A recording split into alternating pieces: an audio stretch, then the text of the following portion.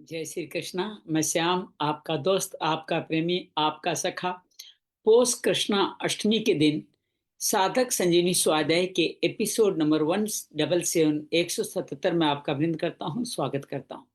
अभी तक हमने 13 अध्याय संपूर्ण कर लिए हैं। चतुर्थ अध्याय के भी प्रथम 11 श्लोक पूरे कर लिए हैं। चतुर्थ 10 अध्याय हमारे गुणों के संबंध में है। ये प्रकृति और पुरुष की संरचना से संसार की रचना हुई है। ये पुरुष प्रकृति के गुणों के कारण इसे बंध जाता है। वो गुण है सत्व, रजस, तमस। सत्व गुण का कैसे बांधता परिचय देते हैं। निर्मल प्रकाशक परमात्मा के करीब है, लेकिन सुख की आसक्ति में ये बंध जाता है। सुख की आसक्ति में, सुख का अभिमान होने से, ज्ञान का अभिमान होने से बंध जाता है। ऐसे ही रजस में जब आप तृष्णा और काम की आसक्ति के कारण राग में फंसते हैं तो ये आपको बंधन में बांधता है, रजस। और तमस अज्ञान के कारण प्रमाद, आलस्य, निद्रा के द्वारा बांधता है। ये तीनों गुण एक दूसरे को दबा करके आगे बढ़ते हैं। सत्व, रजस, तमस को एक समय में एक ही गुण सक्रिय आमतौर पर रहता है। भगवान कहते हैं तीनों गुणों का जब सक्रिय होता है तो जीवन में इनको साधने का उपाय क्या है। सत्व के अंदर भगवान ने बताया कि अविवेक का ध्यान करो, काम के अंदर निष्कारणता ध्यान करो, और तमस जब चल रहा हो तो आप शांत होकर के आप तमस के अंतर्गत भगवत भजन करो। भगवान ने यह भी बताया कि तीनों गुणों के होने से क्या क्या प्रकाश होता है, किस तरह से जीवन हमारा प्रकाश में होता है, उसके बारे में भगवान ने बताया कि जब सत्व गुण होता है तो चारों तो निर्मल प्रकाश होता है, सात्विक भाव होते हैं, भजन आदि करने का मन होता है। इस समय में यही कार्य किए जाने चाहिए। आज रजस और तमस के बारे में इसी कार्य को हम आगे बढ़ाने वाले हैं। आइए आज के इस क्रम में आगे बढ़ें। अंजलि जी की उपस्थिति में हम मन क्रम वचन को भगवान के चरणों में लगाते हैं और भगवान के साधना को अपने अंदर स्थापित करते हैं। अर्धनमूलित आंखों से नासिका के द्वारों पर ध्यान रखते हुए मूलाधार चक्र से भगवान का स्मरण करते हैं। नमो भगवते वासुदेवाय, नमो भगवते वासुदेवाय, नमो भगवते वासुदेवाय, नमो भगवते वासुदेवाय, नमो भगवते वासुदेवाय, नमो भगवते वासुदेवाय, नमो भगवते वासुदेवाय। वसुदेव सुतं देवं कंसचाणूरमर्दनं देवकी परमानंदं कृष्ण वंदे जगद्गुरुं। श्री कृष्ण वंदे जगद्गुरुं।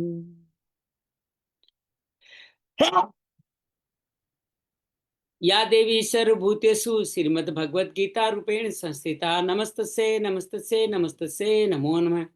या देवी सर्वभूतेषु साधक संजीवनी रूपेण संस्थिता नमस्तस्यै नमस्तस्यै नमस्तस्यै नमो नमः। गुरुर्ब्रह्मा गुरुर्विष्णु गुरुर्देवो महेश्वरा, गुरु साक्षात् परम ब्रह्म तस्मै श्री गुरुवे नमः। गजाननं भूतगणाधिसेवितं कपितजम्बूफलचारुभक्षणम् उमासुतं शोकविनाशकारकं नमामि विघ्नेश्वराय पादपङ्कजं, नमामि विघ्नेश्वराय पादपङ्कजं। त्वमेव माता च पिता त्वमेव, त्वमेव बन्धु च सखा त्वमेव, त्वमेव विद्या द्रविणं त्वमेव, त्वमेव सर्वं मम देव देव, त्वमेव सर्वं मम देव देव। शांति शांति शांति। आइए आज का हमारा कथा क्रम आगे बढ़ाएं। उससे पहले पूर्व कथा का संदर्भ स्मरण कर लेते हैं। ओम श्री परमात्मने नमः। श्रीमद् भगवद गीता अथ प्रथमो अध्याय धृतराष्ट्र वास से शुरू होता है और अर्जुन भगवान की माया के कारण कौटुंबिक मोह में आकर के स्वधर्म का त्याग करके, गांडीव को त्याग करके रथ के पिछले भाग में बैठ जाते। संजय कह उठते हैं, एवं मुक्ता अर्जुन संख्य रथो उपस्थ उपाविशत विशेष्य सरंचापम शोक सविघ्न मानस, शोक सविघ्न होकर बैठ जाते। द्वितीय अध्याय सांख्य युग में भगवान अर्जुन को प्रेरणा देते हैं कि युद्ध करो, लेकिन अर्जुन नहीं मानता, लेकिन एक अच्छा काम करता है, भगवान के शिष्य बनने की प्रार्थना करता है। और क्या कहते हैं, हम सब करें। कार्पण्य दोषोपैत स्वभाव पृच्छामि त्वां तरम सम्मूढ़चेता यच्छ्रेयस्या निश्चितं ब्रूहि तन्मे शिष्यस्ते एम साधि माम त्वां प्रपन्नम शिष्यस्ते एम साधि माम त्वां प्रपन्नम। मैं आपका शिष्य हूँ, कायरता के कारण दोष में आ गया हूँ, मुझे उचित मार्ग बताइए। भगवान दो मार्ग बताते हैं, सांख्य योग और कर्म योग। सांख्य योग में भगवान कहते हैं अव्यक्तो एम चिंतो एम अविकार्यो एम उच्यते तस्मादेव विदित्वेम नानु शोचितुम अहर्षि। अर्थात ये जो मरने वाले उनका क्यों चिंतन करते हो, जो अविकार्य अव्यक्त जो तुम्हारे अंदर आदि देव है उसका चिंतन करो। और भगवान कहते हैं ऐसा चिंतन करो, शोक से मुक्त हो जाओगे और तुम युद्ध करो। अर्जुन को फिर कर्म योग का भी पूरा सार बताते हुए भगवान ये कहते हैं कि तुम इस तरह से कर्म करो, कर्मण्यवाधिकारस्ते मा फलेषु कदाचन समत्व भाव से करो, समत्वम योग उच्यते। योग क्रम सुकोष्ठों के हाथ से आप करो, तुम्हें फल क्या मिलेगा। कर्म चम बुद्धि युक्ता है फलम त्यक्त्वा मनीषिण जन्म बंधन में निर्मुक्ता पदम गच्छन्त अनामयम। अनामयम फल को पा जाओगे, जन्म बंधन से मुक्त हो जाओगे इस कर्म वाली बुद्धि से कार्य करोगे तो। भगवान कहते हैं स्थिर प्रज्ञ होकर के तुम इस जीवन को जियो। अर्जुन पूछता है स्थिर प्रज्ञ होता क्या है, तो भगवान स्थिर प्रज्ञ के बारे में बहुत सुंदर तरीके से बताते हैं। इंद्रिय नास्ति बुद्धिर्युक्त से नाचा युक्त से भावना नाचा भवते शांति अशांत से कुतः सुखम। भगवान कहते हैं जिनकी बुद्धि भावना मुझ में नहीं लगी उनको शांति कैसे मिली, अशांत व्यक्ति को कब सुख मिलने वाला। तो सब इंद्रियों को भगवान में लगा के कार्य करें, ये भगवान प्रेरणा देते हैं कर्म योग के माध्यम से। तीसरे अध्याय में कर्म योग का विवरण करते हैं। अर्जुन पूछता है सांख्य योग कर्म योग में श्रेष्ठ कौन सा। भगवान के दोनों में कर्म करना पड़ेगा और कर्म वो करना पड़ेगा जो सेवा कर्म हो, यज्ञ कर्म हो, स्वधर्म हो। भगवान कहते हैं इसी के लिए तुम्हारा जन्म हुआ है, ये कार्य करने से ही तुम्हारा कल्याण होगा। भगवान के जनक आदि यही करते, मैं भी यही कह रहा हूँ, पर ऐसे लोगों की बुद्धि में भेद नहीं होता। जैसा वो आचरण करते हैं वैसे ही दूसरों को प्रमाण देते हैं, अपना सब पदी अपना मत बताते हैं, इस पे चलने वालों को कल्याण बताते हैं। और कहते हैं श्रेयान स्वधर्मो परधनासनो स्थिता स्वधर्मे निधनम श्रेय परधर्मो भयाव है। अपने स्वधर्म में मरना भी कल्याणकारी है, परधर्म में जीना भी भयाव है। अर्जुन पूछता सब ऐसा क्यों नहीं करते। भगवान कहते काम के कारण। काम एष क्रोध एष रजोगुण समुद्भव महासनो महापापमा विद्येन ये वेरिन। ये काम जो क्रोध का जनक है, रजोगुण से उत्पन्न होने वाला, आज हम रजोगुण के बारे में बात करेंगे, ये महावेरी है, इसको तुम नष्ट कर डालो। चतुर्ध्याय ज्ञान कर्म संन्यास योग में भगवान निष्काम कर्म का इतिहास सूर्य से बताते हैं और कहते हैं जब जब धर्म की हानि होती है, धर्म का वास, तो तब तब मैं जन्म लेके ये बात तुम्हें बता रहा हूँ। मेरे जो कर्म योगी जो होते हैं वीतराग भय से क्रोध होकर मुक्त होकर के मुझको बसते हैं, बाकी देवताओं को बसते हैं। हालांकि चतुर्वर्ण मयाम सृष्टम मेरे द्वारा रचे हुए, लेकिन मैं इसमें कर्ता भावनियों में कर्म अक्रम और विक्रम का भाव बताते हुए भगवान कहते हैं जो कर्म फलों के संग नहीं रहते वो मुझको पाते हैं। 12 तरह के द्रव्य आदि यज्ञ करते हुए श्रोतांदिन इंद्रियाण्यन संयमाग्निषु जुह्यति शब्दादीन विषयानन्य इंद्रियाग्निषु जुह्यति। 12 तरह यज्ञ प्राणायाम इंद्रियों हवन विषयों का हवन करते हुए द्रव्य यज्ञ करते मुझको पाते हैं। ज्ञान यज्ञ करने वाले भी ज्ञानी के शरण में जाकर के यही कार्य वो करते हैं। भगवान इस तरह बार बार कहते हैं कि ये ज्ञान ये कितना श्रेष्ठ है उसके बारे में बताते हैं और कहते हैं इस तरह से जो मुक्ति पाता है और सब कालों का अतिक्रमण कर देता है। श्रद्धावान लभते ज्ञानम पाते कैसे, श्रद्धा के द्वारा संयतेंद्रिय होकर के असीम शांति को बदले ज्ञानम लब्ध्वा पराम शांति। और फिर योग संस्ते कर्माणु ज्ञान संचयन असंशय, संशय को समाप्त करके वो योग में स्थित हो जाते, मेरे भक्त बन जाते। पंचमो अध्याय कर्म संन्यास योग में अर्जुन पूछता है संन्यास और कर्म योग कौन श्रेष्ठ है। भगवान कहते दोनों ही मुझ परम फल को पाने वाले, लेकिन संन्यास योग में कठिनाइयां बड़ी है। कर्म योग के व्यक्ति विशुद्ध आत्मा विजित आत्मा सब में मुझे देखते जल्दी मुझको पाते हैं। हालांकि सांख्य योगी शरीर का विवेक से ध्यान करके यही परम पद पाते हैं, लेकिन कर्म योगी 9 द्वारे देही में रहते हुए कर्म फलों में निर्युक्त होते हुए जल्दी मुक्ति पाते हैं। ये कर्म फल मेरे द्वारा सृजन नहीं होते, उनके प्रारब्ध के द्वारा होते हैं। वो ऐसा करके मेरे प्राण में उनकी बुद्धि मेरे प्राण हो जाते हैं। समदर्शी विद्याशीन ब्राह्मण चंडाल में भी समदर्शी हो जाते हैं। उनको प्राप्त पे कुछ नहीं होता, अत्यंतिक सुख पाते हैं और बाकी सब लोग दुखी योनियों में भोगते रहते हैं। जो मुझको पाते हैं वो यो अंत सुखो अंतरारम तथा ज्योतिरेव च स योगी परम निर्वाणम ब्रह्मभूतो अधिगच्छति।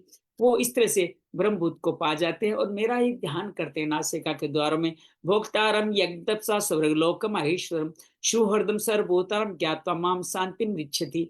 वो मेरा ध्यान करते हैं, मेरे भक्त बनने सब भूतों मुझको देख लेते हैं। षष्ठम अध्याय आत्मसंयोग। भगवान कहते हैं जो कर्म फल पे आश्रित हैं निष्ठ की शांति को पाके आत्मा का उद्धार करते हैं, बाकी आत्मा के शत्रु होते हैं। आत्मा को उद्धार करने वाले जितात्मा प्रशांत आत्मा सुख अनुकूल प्रतिकूल परिस्थिति लोहा सोना आज फिर आगे आने वाला लोष्टात्म सम कांचन है। और भगवान कहते हैं मित्र वेरी में भी समदर्शी होते हैं। वो पवित्र प्रदेश में बैठ के युक्ताहार विहारस्य करके नासिका का अगर भागवत ध्यान रखते हुए मन बुद्धि को एकाग्र करके मन को निरुद्ध करके मेरा चिंतन करते हैं, अत्यंतिक सुख पाते हैं और दुखों के संयोग का वियोग हो जाते हैं। संकल्प वान काम त्यक्ता सर्वान शेषत मन सेवेंद्रिय ग्राम विनियम्य समन्तत।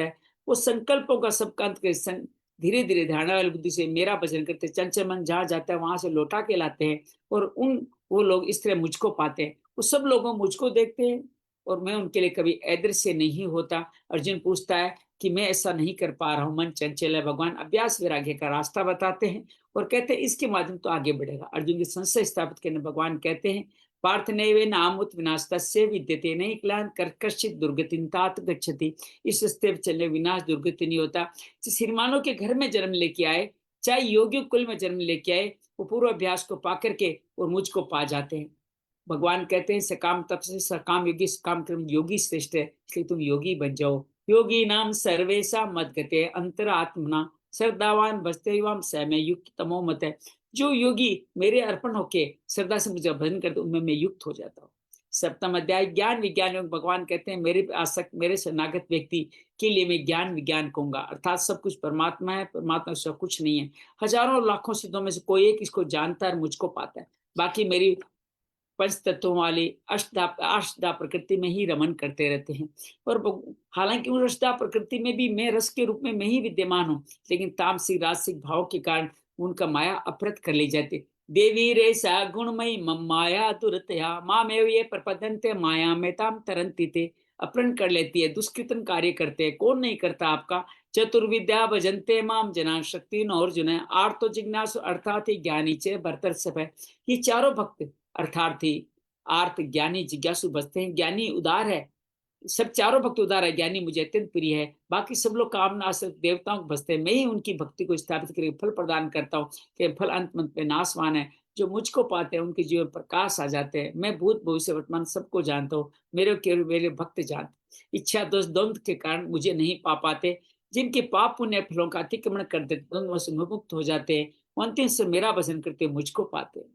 यहाँ अष्टम अध्याय सप्तम अध्याय खत्म होता है। अष्टम अध्याय अक्षय ब्रह्म योग में भगवान बताते हैं अक्षय ब्रह्म वो है जिस सृष्टि की संरचना करी। उनका संरचना का पहला कार्य आदि कर्म है। हमें भी वही निष्काम कर्म करना और उसको जानना ही अध्यात्म है।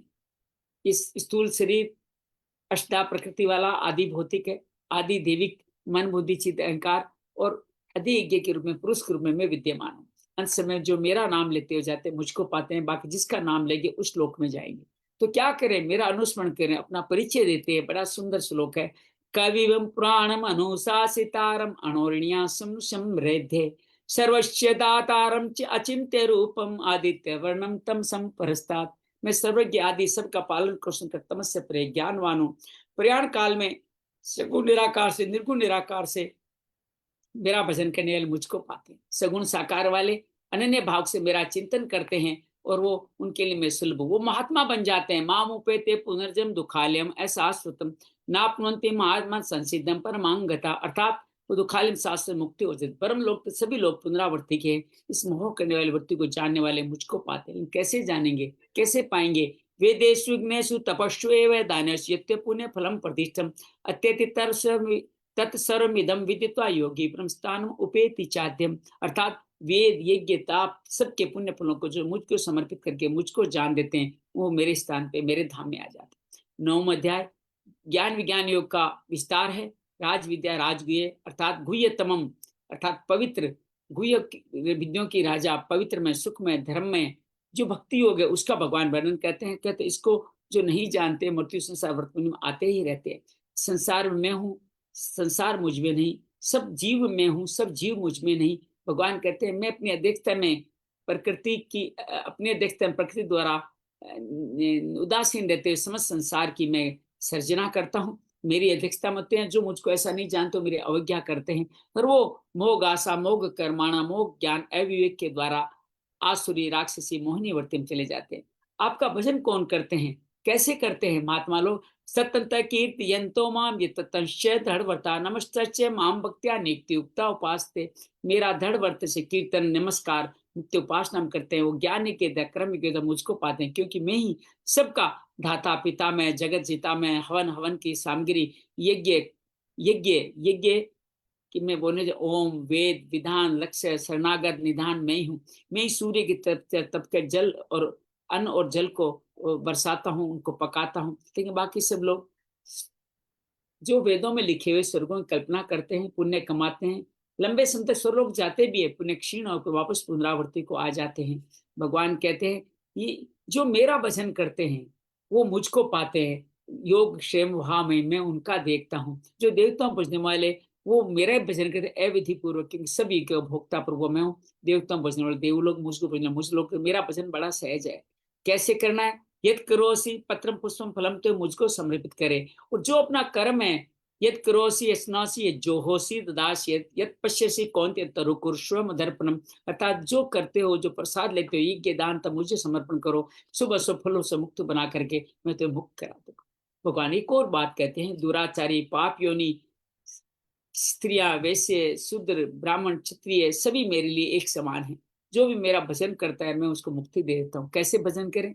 मन भाव मद मद भक्तो मध्याजी मान नमस्कुरु माम वेक्षी उत्वेवम आत्मान मत प्राण, मेरे प्राण होकर के मेरी भक्ति करे, मेरे को नमस्कार करे, मेरे युक्त हो जाए, उनका मैं पार लगा देता हूँ। 10वें अध्याय में भगवान इसी बातों को कंटिन्यू करते हैं। तुम्हारे हित की कामना से मैं परम प्रिय वचन तुम्हें फिर कहूंगा, जिस महिमा को महर्षि और देवता भी नहीं जानते वो मैं कहूंगा, इसको जान के सब पापों से तुम मुक्त हो जाओ।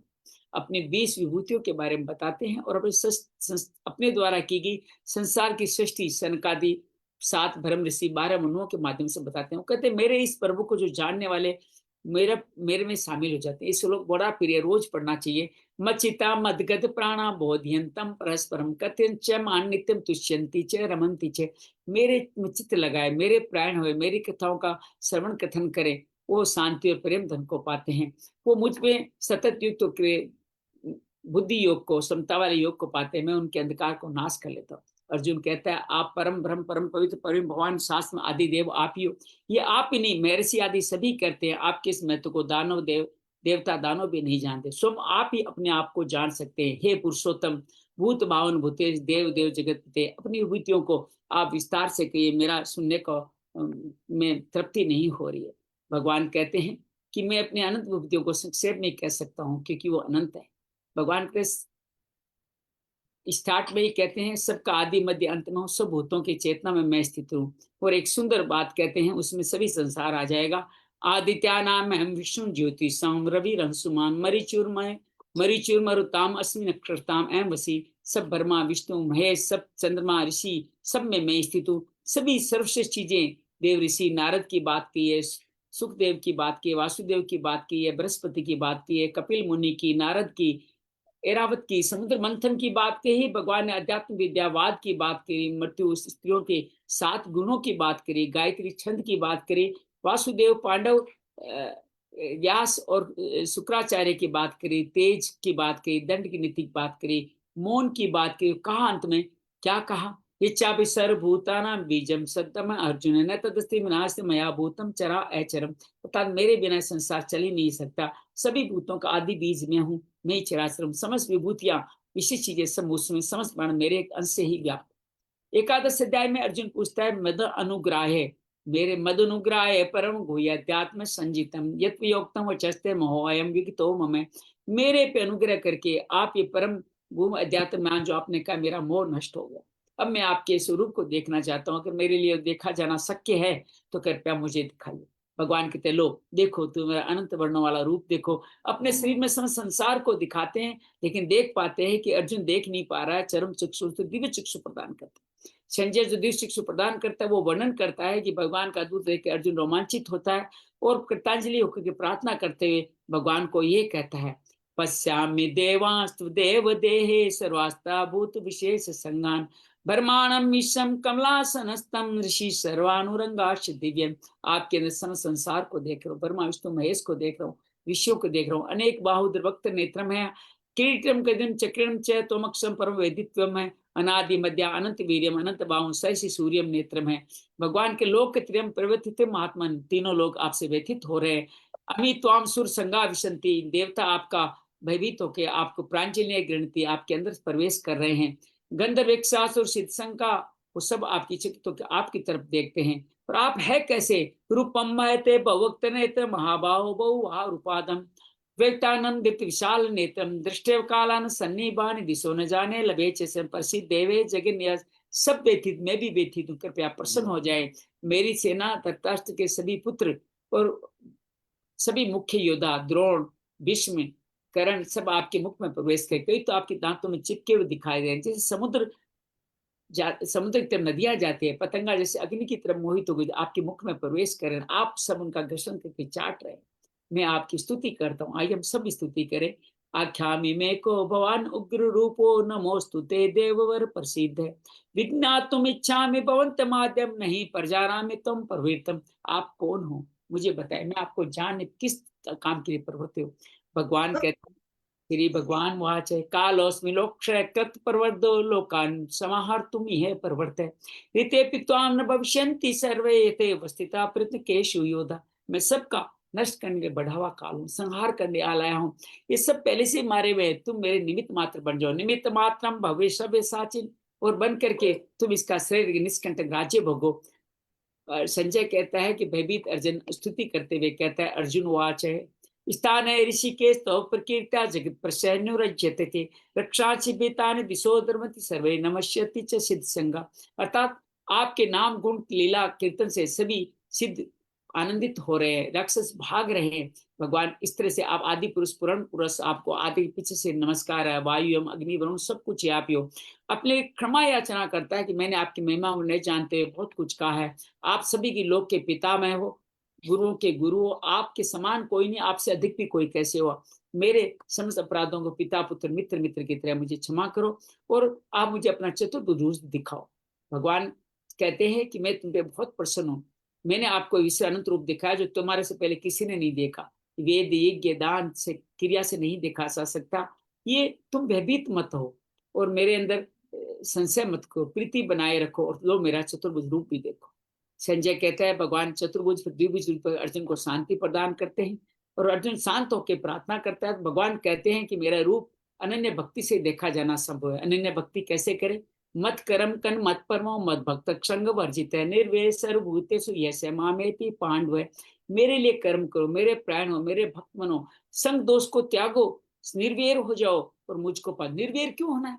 अरे सब में भगवान है, अगर आप दूसरे में बेर करोगे तो भगवान से बेर कर लोगे, फिर भगवान को कैसे पाओगे? 12वां अध्याय भक्ति योग में भगवान अर्जुन कहता है कि सगुण साकार अनन्य भक्ति निर्गुण निराकार में कौन श्रेष्ठ है? भगवान स्पष्ट कहते हैं, जो मेरी भक्ति करता है वही श्रेष्ठ है।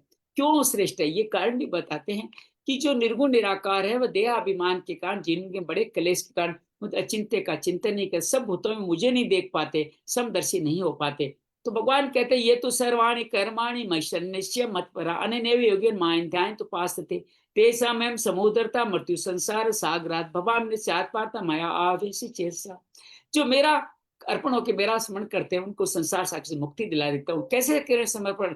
समर्पण योग, अभ्यास योग, भगवान के लिए कार्य करना, और सब कर्म फलों को भगवान को समर्पित करना। ये 4 तरीके बताते हैं, और अंत में बताते हैं कि अभ्यास योग से ध्यान योग, ज्ञान योग, ज्ञान से ध्यान योग, ध्यान से कर्म फलों का त्याग श्रेष्ठ है, क्योंकि तुरंत शांति प्रदान करते हैं। भगवान अपने भक्तों के 39 लक्षणों के बारे में बताते हैं। आइए दोबारा पहले से शुरू कर देते हैं।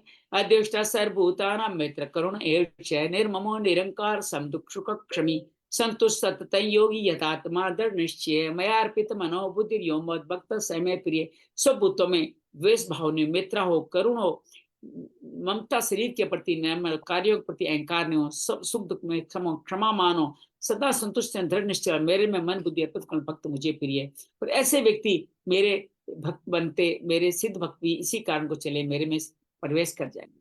13 अध्याय क्षेत्र योग में भगवान श्री भगवान वाच इदं शरीरं कौन्तेय क्षेत्रम इति अभिधीयते एतद्यो वेतम प्राउत क्षेत्रज्ञ इति तद्विद। पूरा सार इसी श्लोक में। ये शरीर 24 तत्वों 7 विकारों वाला शरीर ही क्षेत्र है, और जो इसके शरीर में मैं विराजित हूँ, जो शरीर को जानता है वो क्षेत्रज्ञ है। ये क्षेत्रज्ञ पुरुष भी है, क्षेत्रज्ञ परा प्रकृति भी है, ये क्षेत्रज्ञ ही आपका अधियज्ञ है। यही परम ज्ञान है, इसको जानने वाला, यही सब ग्रंथों में लिखा हुआ है, जानने वाला सब कुछ जान जाता है। भगवान 7 विकारों का विशेष वर्णन करते हैं, चतुर्थ 24 तत्वों के साथ इच्छा, द्वेष, सुख, दुखम, संघात, चेतना, धृति, ये स्वीकार बताते हैं। इनसे मुक्ति के लिए, देह ज्ञान से मुक्ति के लिए, ज्ञान योगियों के लिए 20 ज्ञान के साधन देते हैं। आइए पहले श्लोक से फिर दोबारा पढ़ना शुरू करते हैं। अमानित्वम, अदम्भित्वम, अहिंसा, शांतिर, आर्जम, आचार्योपासनम, शौचम, स्थैर्यम, आत्मविनिग्रह, इंद्रियार्थेषु वैराग्यम, अहंकार एव च, जन्म मृत्यु जरा व्याधि दुख दोषानुदर्शनम, अर्थात दिखावटी भाव नहीं होना, अहंकार नहीं होना, अहिंसा, क्षमाशीलता, सरलता, गुरु के प्रति श्रद्धा, अंदर बात से पवित्रता, स्थिरता मन और बुद्धि की, इंद्रियों में वैराग्य हो, अनहंकारी हो, जन्म मृत्यु जरा व्याधि, जन्म मृत्यु बुढ़ापा और रोगों में दुख है उनका दर्शन करने वाला ही। ये 20 तरह के ज्ञान बताते हैं। तत्व ज्ञान और दर्शन, ये सब कुछ ज्ञान है, बाकी सब कुछ अज्ञान है। भगवान कहते हैं मुझ अनादि परम ज्ञेय को जानो। मैं कौन हूँ? जो अचिंतनीय हूँ, जो मैं सबके अंदर स्थित हूँ, अनादि हूँ।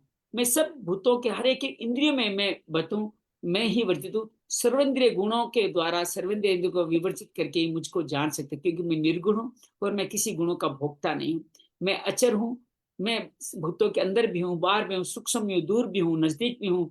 मैं ब्रह्मा विष्णु महेश की तरह सब कार्य मैं ही करता हूँ। ज्योतिषमान हूँ, सब ज्ञान गम्य ज्ञेय में हूँ, सबके हृदय में मैं स्थित हूँ। यही क्षेत्र है, यही ज्ञान ज्ञेय जो मैंने बताया, जो जान जाता है मुझको पाता है। फिर भगवान प्रकृति पुरुष का वर्णन करते हैं। इस क्षेत्र प्रकृति है और मैं पुरुष हूँ। जो विकारों गुणों की, प्रकृति के गुणों के कारण विकारों में आ जाता है, और कारण कर्तन का हेतु हम प्रकृति होता है, उसके अंदर इस पुरुष को सुख दुखों का भोक्ता बना देते हैं।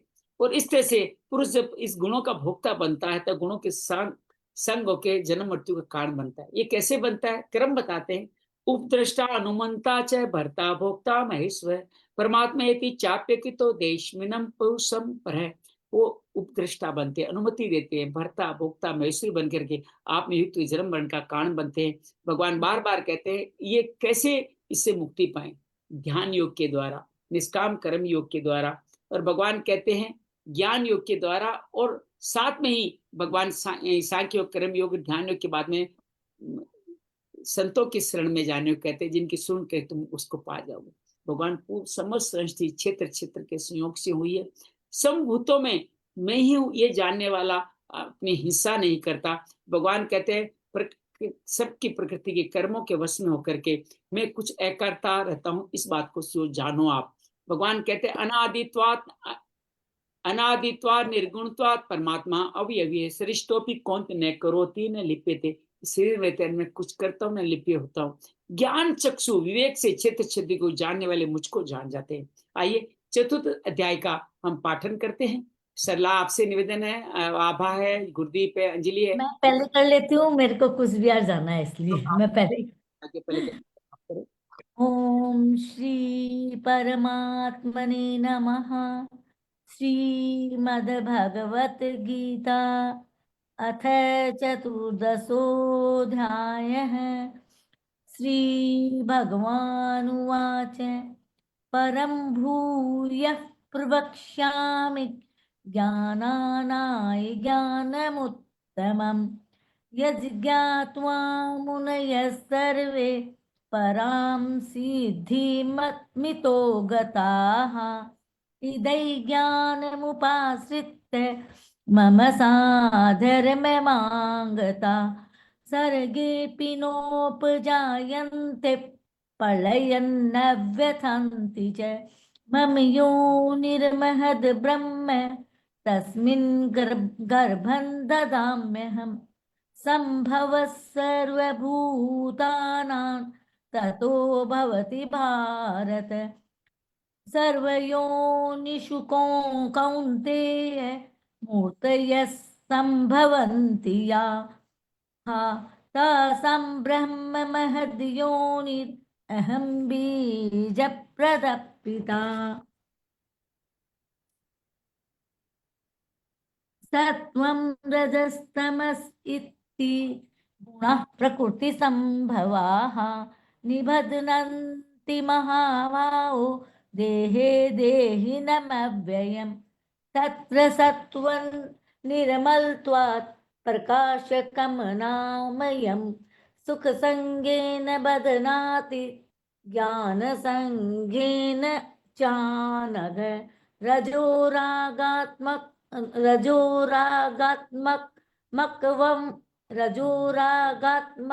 विद्धि तृष्णासङ्गसमुद्भवम् तनिबध्नाति कौन्तेय कर्मसङ्गेन देहिनम् समत्वज्ञानजं विद्धि मोहनं सर्वदेहिनाम् प्रमादालस्य निन्द्राभिस्तनिबध्नाति भारत सत्वं सुखे संजयति रजः कर्मणि भारत ज्ञानमावृत्य तु तमः प्रमादे संजयत्युत रजस्तमश्चाभिभूय सत्वं भवति भारत रजसत्वं तमश्चैव तमसत्वं रजस्तथा। तीसरी हरिओम। बहुत बढ़िया। अब आप पढ़ें आगे 11वें श्लोक से, चतुर्दश अध्याय 11वां श्लोक। हरिओम। 11 से कितना पढ़ना है? 11 से लेके 20 तक पढ़े आप। सर्वद्वारेषु देहेऽस्मिन् प्रकाश उपजायते ज्ञानै यदा तदा विद्याद् विवृद्धं सत्त्वमित्युत लोभः प्रवृत्तिः प्रारम्भः कर्मणामशमस्पृहा रजस्येतानि जायन्ते विवृद्धे भरतर्षभ अप्रकाशो प्रवृत्तिश्च प्रमादो मोह एव च तमस्येतानि जायन्ते विवृद्धे कुरु नन्दन यदा सत्त्वे प्रवृद्धे तु प्रलयं याति देहभृत् तदोत्तमविदान् लोकान् अमलान् प्रतिपद्यते रजसि प्रलयं गत्वा कर्मसङ्गिषु जायते तथा प्रलीनस्तमसि मूढयोनिषु जायते कर्मणः सुकृतस्याहुः सात्विकं निर्मलं फलं रजसस्तु फलं दुःखम् अज्ञानं तमसः फलं सत्त्वात् संजायते ज्ञानं रजसो लोभ एव च प्रमादमोहौ तमसो भवतो ज्ञानमेव च ऊर्ध्वं गच्छन्ति सत्त्वस्था मध्ये तिष्ठन्ति राजसाः जघन्यगुणवृत्तिस्था अधो गच्छन्ति तामसाः नान्यं गुणेभ्यः कर्तारै यदा दृष्टानुपश्यति गुणेभ्यश्च परं वेत्ति मद्भावं सोऽधिगच्छति गुणानेतानतीत्यत्रीन् देहि देहसमुद्भवान् जन्म मृत्युजरा दुःखैर्विमुक्तो मृत्युमश्नुते।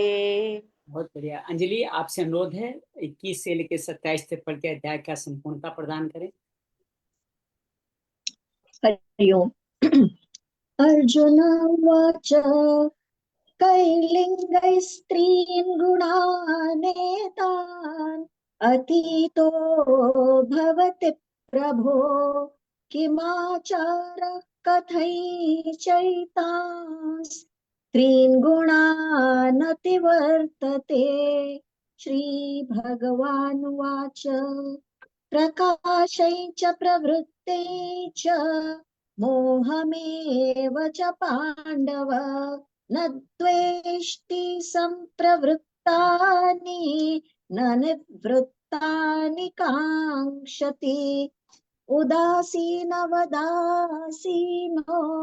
गुणैर्यो न विचाल्यते गुणा वर्तन्त इत्येव योऽवतिष्ठति नेङ्गते समदुःखसुखस्वस्थः समलोष्टाशमकाञ्चनः तुल्यप्रिया प्रियो धीरस्तुल्यनिन्दात्मसंस्तुतिः मानापमानयोस्तुल्यो मित्रारिपक्षयोः सर्वारम्भ परित्यागी गुणातीतः स उच्यते माञ्चयो व्यभिचारेण भक्तियोगेन सेवते सगुणान् समतीत्यैतान् ब्रह्मभूयाय कल्पते ब्रह्मणो हि प्रतिष्ठाहम् अमृतस्याव्ययस्य च शाश्वतस्य च धर्मस्य सुखस्यैकान्तिकस्य च ॐ तत्सदिति श्रीमद्भगवद्गीतासु उपनिषत्सु ब्रह्मविद्यायां योगशास्त्रे श्रीकृष्णार्जुन संवादे गुणत्रय विभागयोगो नाम चतुर्दशोऽध्यायः। श्री कृष्णार्पणमस्तु। जय श्री बहुत कृष्ण। सुंदर। यीशु का भी स्वागत है। भगवान चतुर्थ अध्याय में ज्ञान की महिमा बताते हैं। श्रेष्ठ ज्ञान को हमारे लिए फिर कह रहे हैं, जिसको सबके सब मुनिजन मुक्त होकर परम धाम को प्राप्त हो गए। वो मुनिजन ज्ञान का आश्रय लेकर भगवान की सहधर्मता पाते हैं और प्रलय काल में व्यथित नहीं होते और मां स्वर्ग में दोबारा जन्म नहीं लेते। अर्थात भगवान का ये ज्ञान कल्याणकारी है। भगवान कहते हैं कि मूल प्रकृति, इस संसार की समस्त मूल कृति माता मैं ही हूँ और उसमें परम पुरुष के रूप में, पिता के रूप में मैं ही सभी प्राणियों की उत्पत्ति करता हूँ। भगवान इसी बात को आगे और कहते हैं, व्यक्तिगत रूप में संपूर्ण योनियों में, समस्त योनियों में, प्राणियों में जो जितने शरीर पैदा होते हैं उन सब की मूल कृति माता मैं ही हूँ और बीज पर प्रटा करने वाला, बीज स्थापन करने वाला पिता भी मैं ही हूँ। भगवान सत्व रजस तीनों गुणों का विवेचन करते हैं और कहते हैं प्रकृति से उत्पन्न होने वाले सत्व रजस तमस तीनों गुण अविनाशी देही को अर्थात जीवात्मा को देह में बांधते हैं। अर्थात यही दूरतई माया है जो बांधते हैं। भगवान अगले श्लोक से ही कैसे सुख सात्विक गुण कैसे बांधते हैं वो बताते हैं। हालांकि सात्विक गुण निर्मल है, स्वच्छ है, प्रकाशक है, निर्विकार है, लेकिन सुख की आसक्ति, ज्ञान की आसक्ति से ये देह को बांध देते हैं। भगवान अगले श्लोक में यही बात कहते हैं। रजस वाले बंधन के लिए में तृष्णा और आसक्ति को पैदा करने वाले जो रजोगुण है वो राग स्वरूप समझो उनको, और ये कर्मों की आसक्ति से देह को बांधते हैं। बार बार यही कर्म करना है, नहीं करने लायक कर्म भी करना है, कर्म योग्य कर्म नहीं करना है, उसको बांधते हैं। तमस किस तरह बांधते हैं? संपूर्ण देहधारियों को मोहित करता है ये तमोगुण और अज्ञान से उत्पन्न होता है। और ये कैसे बांधता है? प्रमाद, आलस्य, निद्रा के द्वारा देह के साथ अपने बंधन को बांधता है। तीनों बंधन बताने के बाद में भगवान कहते हैं सत्वगुण सुख में, रजोगुण कर्म में लग करके मनुष्य विजय का तात्पर्य नहीं है मनुष्य विजय हो गया, अर्थात मनुष्य पर ये गुण विजय करते हैं, जन्म बंधन के बंधन में फांस देते हैं। और तमोगुण ज्ञान को ढक करके परमात्मा लगा करके हमारे पे हावी हो जाता है, हम पे विजय कर लेते हैं। भगवान ये कहते हैं रजोगुण तमोगुण को और दबाकर रजोगुण तमोगुण को दबाकर सत्वगुण, ऐसे ही रजोगुण तमोगुण सत्वगुण को दबाकर और तमोगुण सत्व और रजस को दबा के आगे बढ़ता, अर्थात एक समय में एक ही गुण कार्यरत रहता है, एक ही गुण सक्रिय रहता है। 11 श्लोक में कल हमने पढ़ा कि इस देह शरीर में जब सत्वगुण बढ़ता है तो क्या लक्षण आते हैं वो बताते हैं। हमारे अंतःकरण में प्रकाश होता है जिसके रोमांचित हो, झंझनाहट हो जाती है कि अरे हाँ कुछ बहुत अच्छा अंदर हो रहा है, कोई विशेष शक्ति मेरे अंदर आ गई है। प्रकाश होना, विवेक होना, निर्णय सही होने लग जाते हैं। ये जान लो सत्वगुण तब बढ़ा हुआ है। उम्मीद है आप सब में सत्वगुण अक्सर बढ़ा ही रहता है, आप इस बात को अच्छी तरह समझ पाते हैं। आइए 12वें श्लोक से आज हम तमस के बढ़ने का कारण समझते हैं। लोभ प्रत्ययारंभ कर्मणाम असमः स्पृहा रजस्यतानि जायन्ते विवर्धे भरतर्षभ। हे अर्जुन, रजोगुण के बढ़ने पे क्या होगा? लोभ आएगा, प्रवृत्ति, ये काम करूं, ये काम करूं, प्रवृत्ति आएगी, कर्मों का आरंभ होगा, अशांति आएगी, स्प्रा, मोह, मोह स्प्रा कहते हैं मोह को, ये आएगी। ये सब वृत्तियां किससे पैदा होगी? रजस से। लेकिन इनसे कुछ भी आपके जीवन में घटता है तो मान लीजिए रजस का कार्य चल रहा है, रजस के कब्जे में आ गए हो। लोभ, निर्वाह की चीजें पास होने पर भी अधिक बढ़ाने की इच्छा का नाम लोभ है। सब कुछ है, दो कपड़े हैं फिर भी नया कपड़ा ले लूं, उन चीजों को स्वाभाविक बढ़ने का नाम, स्वाभाविक रूप से जो चीजें चाहिए वो लोभ नहीं है। जैसे कोई खेती करता है, अनाज ज्यादा पैदा हो गया, व्यापार करता है, मुनाफा ज्यादा हो गया, इससे पदार्थ धन के स्वाभाविक बढ़ने का नाम लोभ नहीं है। और ये बढ़ना दोष भी नहीं है। बहुत क्लियर किया है गुरु ने कि स्वाभाविक रूप से जो पढ़ रहा है वो दोष नहीं है, लेकिन आप उसके लोभ और चाहिए ऐसा करो, वो वृत्ति लोभ है। प्रवृत्ति, कार्य मात्र में लग जाने का नाम प्रवृत्ति है। राग द्वेष रहित होकर कार्य में लग जाना दोष नहीं है, कार्य करना ही पड़ेगा। भगवान स्वयं कहते हैं कर्म करना पड़ेगा। गुणातीत महापुरुष में भी ऐसी प्रवृत्ति तो होती है, वो भी कार्य करते हैं। अर्थात राग पूर्वक सुख आराम धन आदि की इच्छा से लेकर के नए नए कार्य में प्रवृत्त हो जाना ही दोष है। प्रवृत्ति कौन सी दोषी है? सुख की कामना से राग पूर्ण, वो दोषी है। आरंभ कर्म नाम, संसार में धनी और बड़ा कहलाने के लिए मान आदर प्रशंसा आदि पाने, नए नए कर्म करना, नए नए व्यापार शुरू करना, नई नई फैक्ट्रियां खोलना, नई नई दुकानें खोलना, ये कर्मों का आरंभ है। प्रवृत्ति और आरंभ दोनों में अंतर है। पहले प्रवृत्ति बताया, परिस्थितियों के आने पर किसी कार्य में प्रवृत्ति होती है और किसी कार्य से निवृत्ति हो जाती है। जैसे अभी हम लोग गीता में प्रवृत्त हुए, निवृत्ति किससे हुई है? सांसारिक इस समय में कुछ और करते उससे निवृत्ति हुई है। तो न प्रवृत्ति बुरी हो सकती है न निवृत्ति बुरी हो सकती है। तो निवृत्ति उनसे, प्रवृत्ति गीता में। वैसे हम यहाँ से निवृत्त होकर के संसारिक कार्य में लग जाए तो प्रवृत्ति बुरी है, निवृत्ति सहज हो जाती है।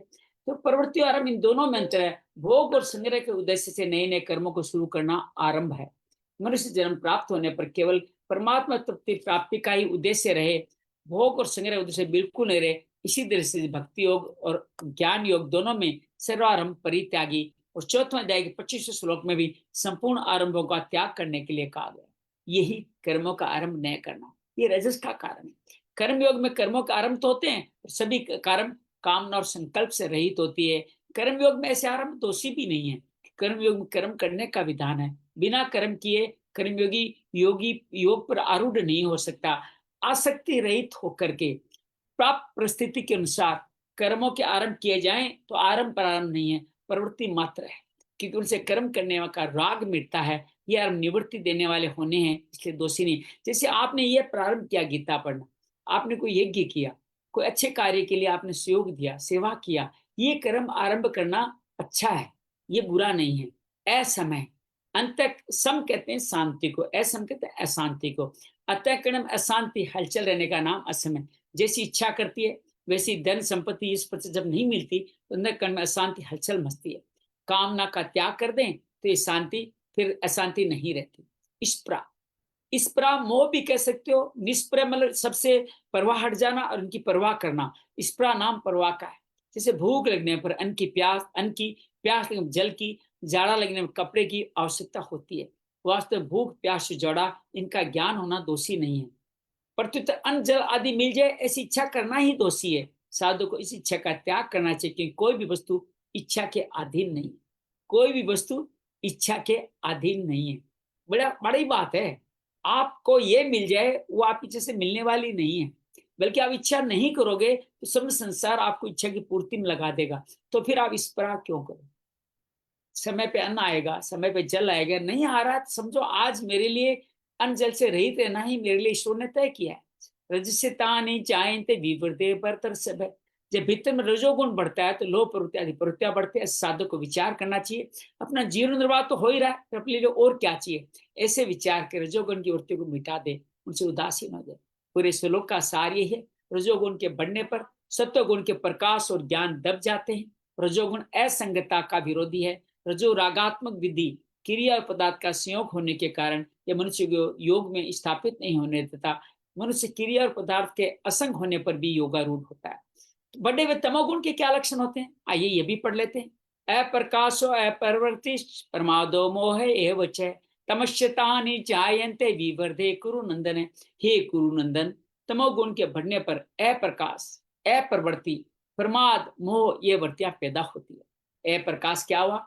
सत्वगुण का जो प्रकाश हुआ उसको दबा करके तमोगुण होता है। तब इंदिरा अंतःकरण में स्वच्छता नहीं रहती, इंदिरा जो समझ नहीं सकती है तमोगुण बढ़ने से लुप्त हो जाती है। अर्थात पहली बात तो याद रहती नहीं और नया विवेक पैदा होता नहीं। जो पहले अच्छा किया था अच्छा वो याद नहीं रहता और नया काम करने का विवेक तो आता ही नहीं है। इस वृत्ति को अप्रकाश करके सत्वगुण की वृत्ति के प्रकाश का विरोध बताएगा। तमोगुण सत्व के बिल्कुल उल्टा है, वहां प्रकाश था या अप्रकाश है, अप्रवृत्ति। अब रजोगुण की भी उल्टा है, रजोगुण की प्रति प्रवृत्ति को दबाकर जब तमोगुण बढ़ जाता है तब कार्य करने का मन नहीं रहता, निरर्थक बैठे पड़े रहने का मन करता है। जैसे मैंने कल बताया मेरा पड़े रहने का मन करा, अवश्य कार्य करने की भी रुचि नहीं होती। ये अप्रवृत्ति इस वृत्ति का काम है, प्रमाद है। न करने लायक काम में लग जाना, करने लायक काम को न करना, प्रमाद की परिभाषा अच्छी तरह समझ लीजिए।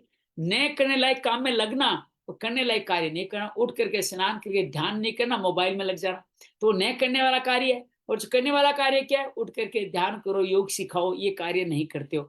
तो अर्थात जिन कामों करने न परमार्थिक उन्नति होती है, न सांसारिक उन्नति होती है, न समाज का कोई काम होता है, शरीर के लिए आवश्यक, जैसे मोबाइल, सोशल मीडिया, बीड़ी, सिगरेट, ताश, चौपड़, खेल तमाशे, ये प्रमाद वृत्ति के काम। मोह, तमोगुण के बढ़ने पर जब मोह वृत्ति आते हैं तब भीतर में विवेक विरोधी भाव पैदा होते हैं। क्रिया के करने न करने विवेक काम नहीं करता, मूढ़ता ही छाई रहती है, परमार्थ व्यवहारिक काम करने की सामर्थ्य नहीं रहती।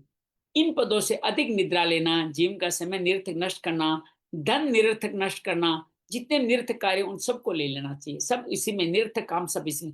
तमस्यतानि जायन्ते विवृद्धे कुरु नंदन है, ये सब बढ़े हुए तमोगुण का लक्षण क्या क्या है। अप्रकाश अप्रवृत्ति दिखाई दे तो समझो सत्व रजोगुण दब के तमोगुण बढ़ गया है। सत्व रजस तमस तीनों ही गुण सूक्ष्म होने से अतीन्द्रिय है, अर्थात इंद्रिय अंतःकरण के विषय नहीं है, तीनों ही इंद्रियों से अलग हटके विषय है। तीनों गुण साक्षात दिखने में नहीं आते, इनके स्वरूप का साक्षात ज्ञान नहीं होता। इन गुणों का पहचान इनकी वृत्तियों से होती है कि वृत्तियां स्थूल से इंद्रियों अंतःकरण का विषय हो जाती है। इसलिए भगवान ने 11वें 12वें 13वें श्लोक में तीनों गुणों की वृत्तियों का ही वर्णन किया है। अत्यंत गुणों की पहचान हो जाए, साधक सावधानी पूर्वक रजोगुण तमोगुण का त्याग करके सत्व गुण की वृद्धि कर सके। मार्मिक बात यही है, सत्व रजस्तम तीनों गुणों की वृत्तियां स्वाभाविक ही उत्पन्न नष्टता कम अधिक होती रहती है, ये सभी परिवर्तनशील है। साधक अपने जीवन में वृत्तियों का अनुभव भी करता है, इससे सिद्ध होता है तीनों गुणों की वृत्तियां बदलने वाली है, इनके परिवर्तन को जानने को परिवर्तन नहीं होता। तीनों गुण की वृत्तियां दृश्य है, पुरुष इनको देखने वाला होने से दृष्टा है, दृष्टा सर्वथा भिन्न होता है, ये नियम है।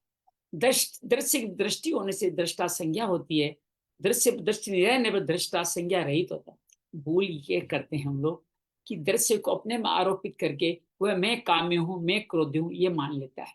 काम क्रोध आदि विकारों से समझ जोड़कर उन्हें अपने मान लेना, उन विकारों को निमंत्रण देना है, उन्हें अपने स्थायी बनाना है। मनुष्य से भूल से ही क्रोध के आने के समय क्रोध को उचित समझता है और कहता है ये तो सभी को आता है, अन्य समय मेरा क्रोधी स्वभाव है, ऐसा अगर भाव रखता है, इस प्रकार मैं क्रोधी उसकी अंदर तक बैठ जाता है, फिर क्रोध विकार छूटना मुश्किल हो जाता है। यही कारण है साधक प्रयत्न करे क्रोध आदि विकारों को दूर नहीं कर पाता, उनसे अपनी हार मान लेता है। क्रोध आदि विकारों को दूर करने का मुख्य और सुगम उपाय क्या है कि साधक इनको अपने में कभी माने नहीं, मेरे में क्रोध है ही नहीं। वास्तव में विकार निरंतर नहीं रहते, विकारित अवस्था निरंतर रहती है, कारण विकार तो आते और चले जाते हैं, स्वयं निरंतर निर्विकार है हम लोग। क्रोध आदि विकार भी अपने में नहीं मन बुद्धि में आते हैं। साधक मन बुद्धि से मिलकर उन विकारों को भूल से अपने में मान लेता है, उन विकारों में अपने में न माने तो माना हुआ समझ भी छूट जाएगा, विकारों को फिर दूर नहीं करना पड़ता, वे अपने आप ही दूर होते जाए। जैसे क्रोध के आने पर साधक क्या विचार करे, ये बड़ा सूत्र है, नोट कर लीजिए।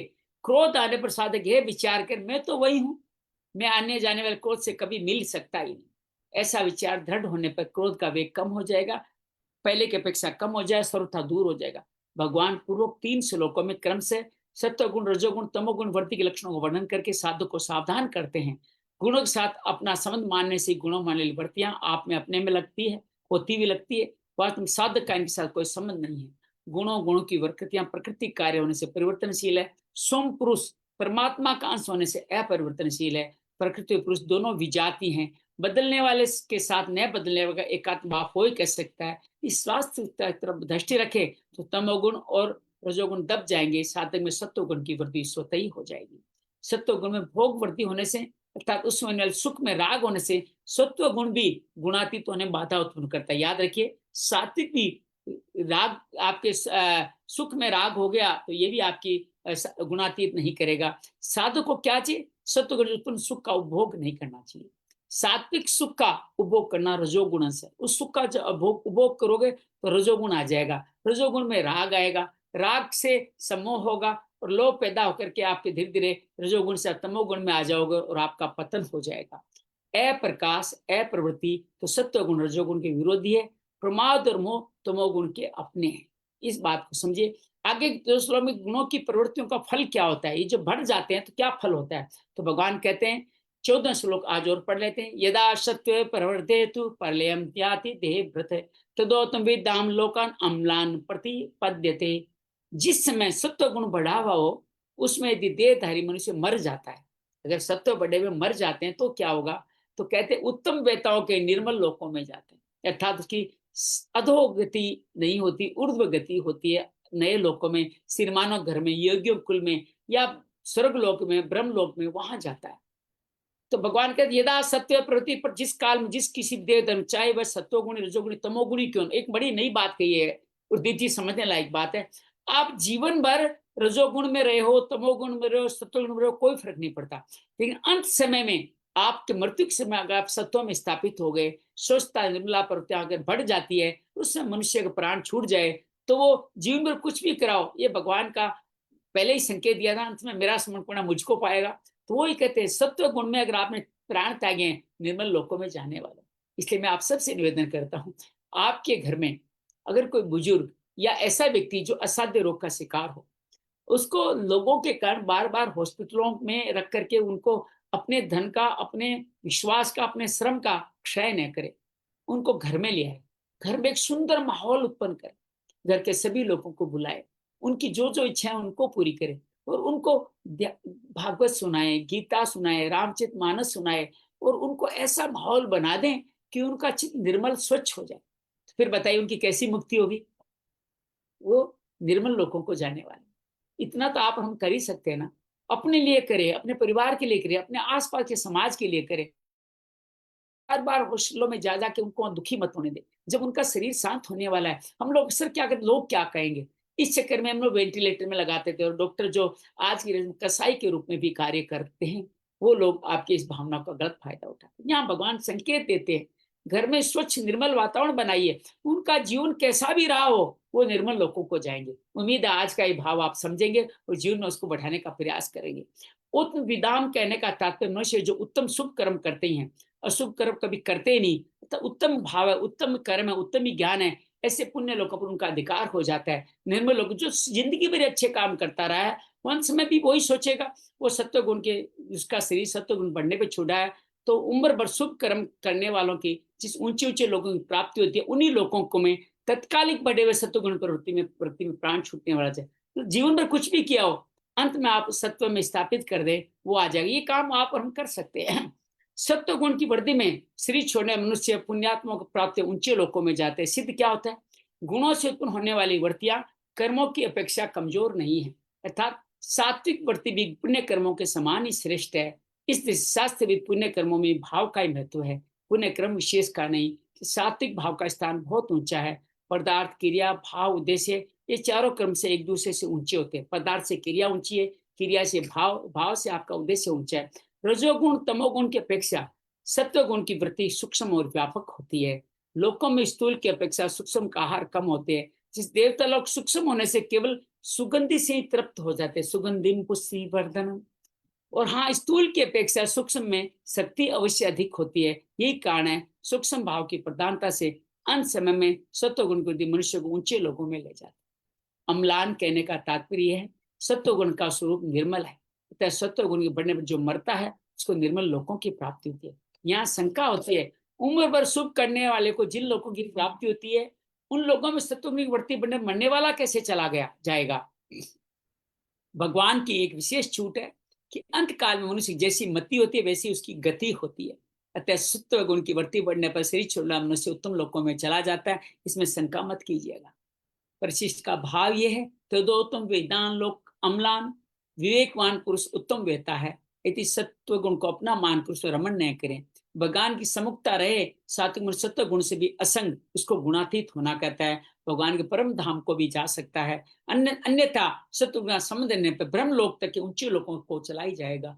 ब्रह्म लोक पुनरावर्ती है, लेकिन वहां तक चला सकता है। और उसमें भी एक और बात आई थी ना, अगर आप शुक्ल पक्ष में दिन के समय में उत्तरायण में जाओ, अगर सत्व सात्विक वृत्ति के साथ, तो ब्रह्म लोक के साथ आपकी मुक्ति भी हो जाएगी। तो दो रास्ते यहाँ बड़े सुंदर दिखाएं। अम्लान ब्रह्म लोक तक के धामों में तो सापेक्ष निर्मलता है, पर भगवान के परम धाम में निरपेक्ष निर्मलता है। उम्मीद है आपने इस सत्व के इस भाव को भी समझा होगा। सत्व वाले कैसी मुक्ति पाते हैं इसको समझा होगा। रजस तमस के क्या लक्षण होते हैं उनको भी समझा होगा। मैं अनुरोध करूंगा सबसे, निशु आपसे अनुरोध करूं पहले कि आप थोड़े लेट आए थे, 12, 13, 14 श्लोक में आपने क्या समझा हमें बताने का कृपा करें। फिर अंजलि, आभा, गुरुदीप भी बताएं। जय श्री कृष्ण सर। 12वें श्लोक में कृष्ण जी कहते हैं कि हे भारतवंशी में श्रेष्ठ, जो रजोगुण विशेष वृद्धि को प्राप्त होता है, तब लोभ के उत्पन्न होने के कारण फल की इच्छा से कार्यों को करने की प्रवृत्ति और मन की चंचलता के कारण विषय भोगों को भोगने की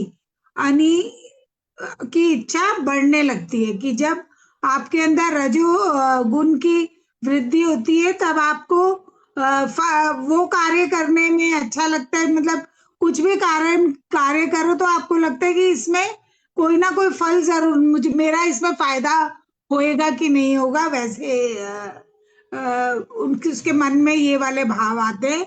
और जब तमोगुण जो है उसकी वृद्धि होती है तो जो अज्ञान, अब जो मनुष्य है वो अज्ञानी हो जाता है, अंधकार में चला जाता है, अपने कर्तव्यों के कार्य भी नहीं करता है।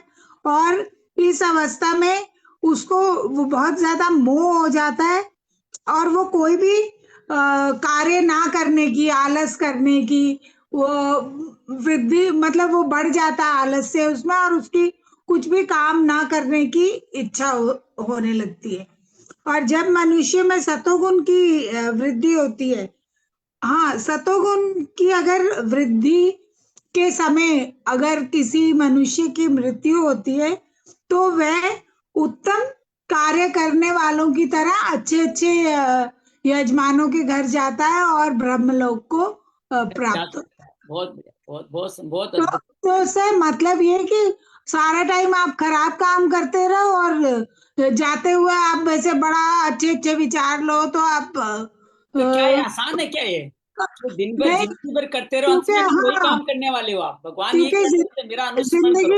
हाँ, जिंदगी भर अगर मोह रहा और लालच रहा तो चाहे आप कितना भी सोचो कि मेरा अंत समय आ रहा है तो मैं अब अच्छा सोचूं, पर वो हो नहीं पाएगा। उसके लिए परिवारजनों को विशेष प्रयास करने होंगे, उनको ऐसा माहौल बनाना होगा कि उसमें पवित्र भाव आ जाए। आसान नहीं है, लेकिन इतना असंभव भी नहीं है।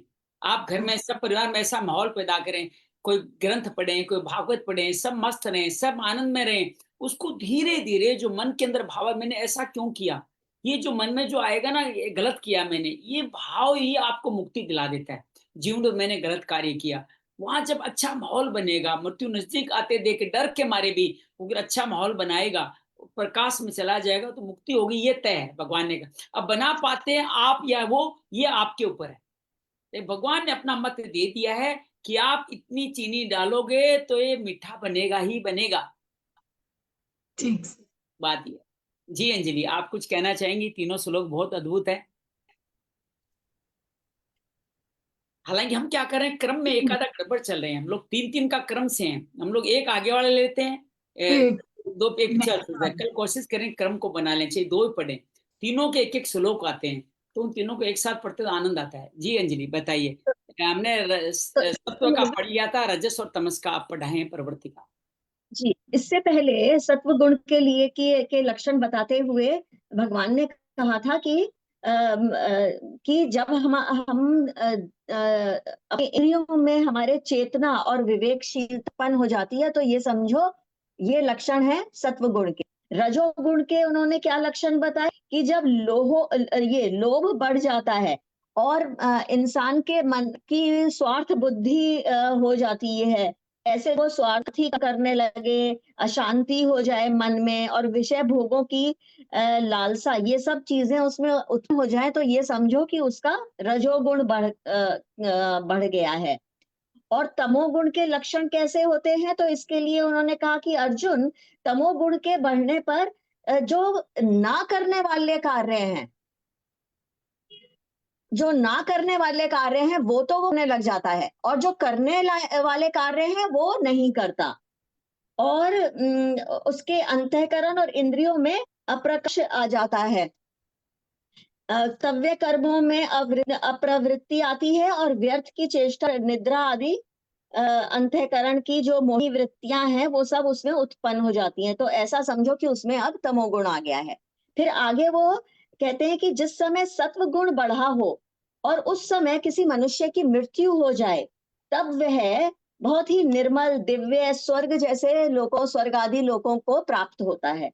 तो ये समझना चाहिए। भैया जी, एक चीज पूछनी थी जी कि अगर कोई इंसान, अभी जैसे ना, कोई इंसान अगर मान लो 20 साल से कोमा में है, उसको ही अपनी सुध बुध नहीं है, कुछ भी नहीं पता, पाइप लगे हुए हैं सब, 20 साल से ना बेड पर पड़ा है, तो क्या उसका जो अगला जन्म होगा, तो क्या वो कंटिन्यू होगा इसी रोगों से और इन्हीं सब चीजों से?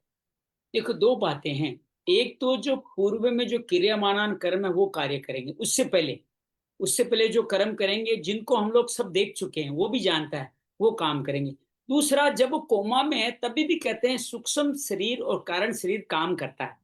अब सूक्ष्म शरीर में इंद्रियों को से आगे मन बुद्धि चित्त अहंकार है, अर्थात तो सुन सकता है। कई बार तो इंद्रियों से कोमा वाला व्यक्ति सुनता भी है, और कई बार अपने मन में विचार करता है। उसमें मन के विचार कैसे हैं, उसकी बुद्धि किन कामों में प्रवृत्त हो रही है, वो क्या अंदर अंदर कोमा में बैठा बैठा भी भगवान की कल्पना करके प्रकाश का अनुभव कर पा रहा है क्या?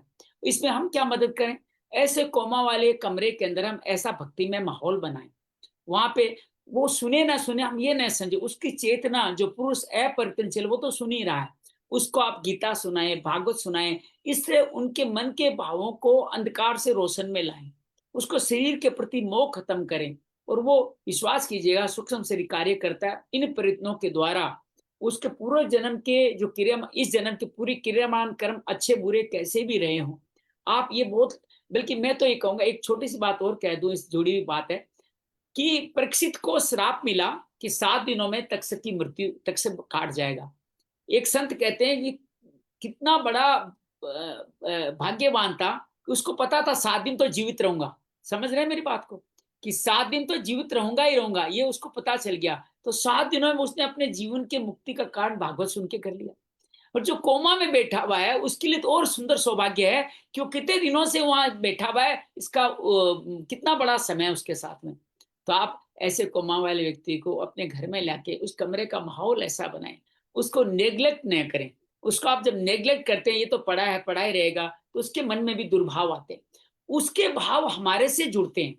अगर हम उसके प्रति सेवा भाव लाते हैं, उस परमात्मा दर्शन करते हैं, तो उसको भी अपने अंदर परमात्मा के दर्शन होते हैं। भगवान ने आज यही तो आज ये कहा कि हम उसके प्रति अच्छा भाव लाते हैं तो उसको भी अच्छे लगते हैं। आपने कहा मैं क्रोधी हूं, मेरे में क्रोध आता ही है, स्वाभाविक हूं, सब में आता है, तो आप क्रोधी बन ही जाएंगे। तो आप इसी तरह वहां उनके प्रति अच्छे भाव लेके आए, अच्छा माहौल करें, तो कोमा वाले पुरुष का तो मेरा मानना है उनका कल्याण तो बहुत सहज होने वाला है।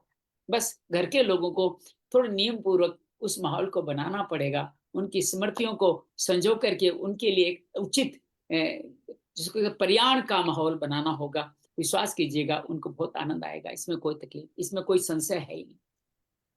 हाँ सर, अभी मैं हमारे इसमें पड़ोस में जी हमारे पड़ोस में ऐसे ही एक व्यक्ति 20 साल से कोमा में थे। अभी 12-13 दिन पहले उनकी मृत्यु हुई। अच्छा, घर का माहौल अच्छा था, कभी हवन पूजा भी होती थी, कभी कुछ ऐसे रहते था, अच्छा माहौल था घर का।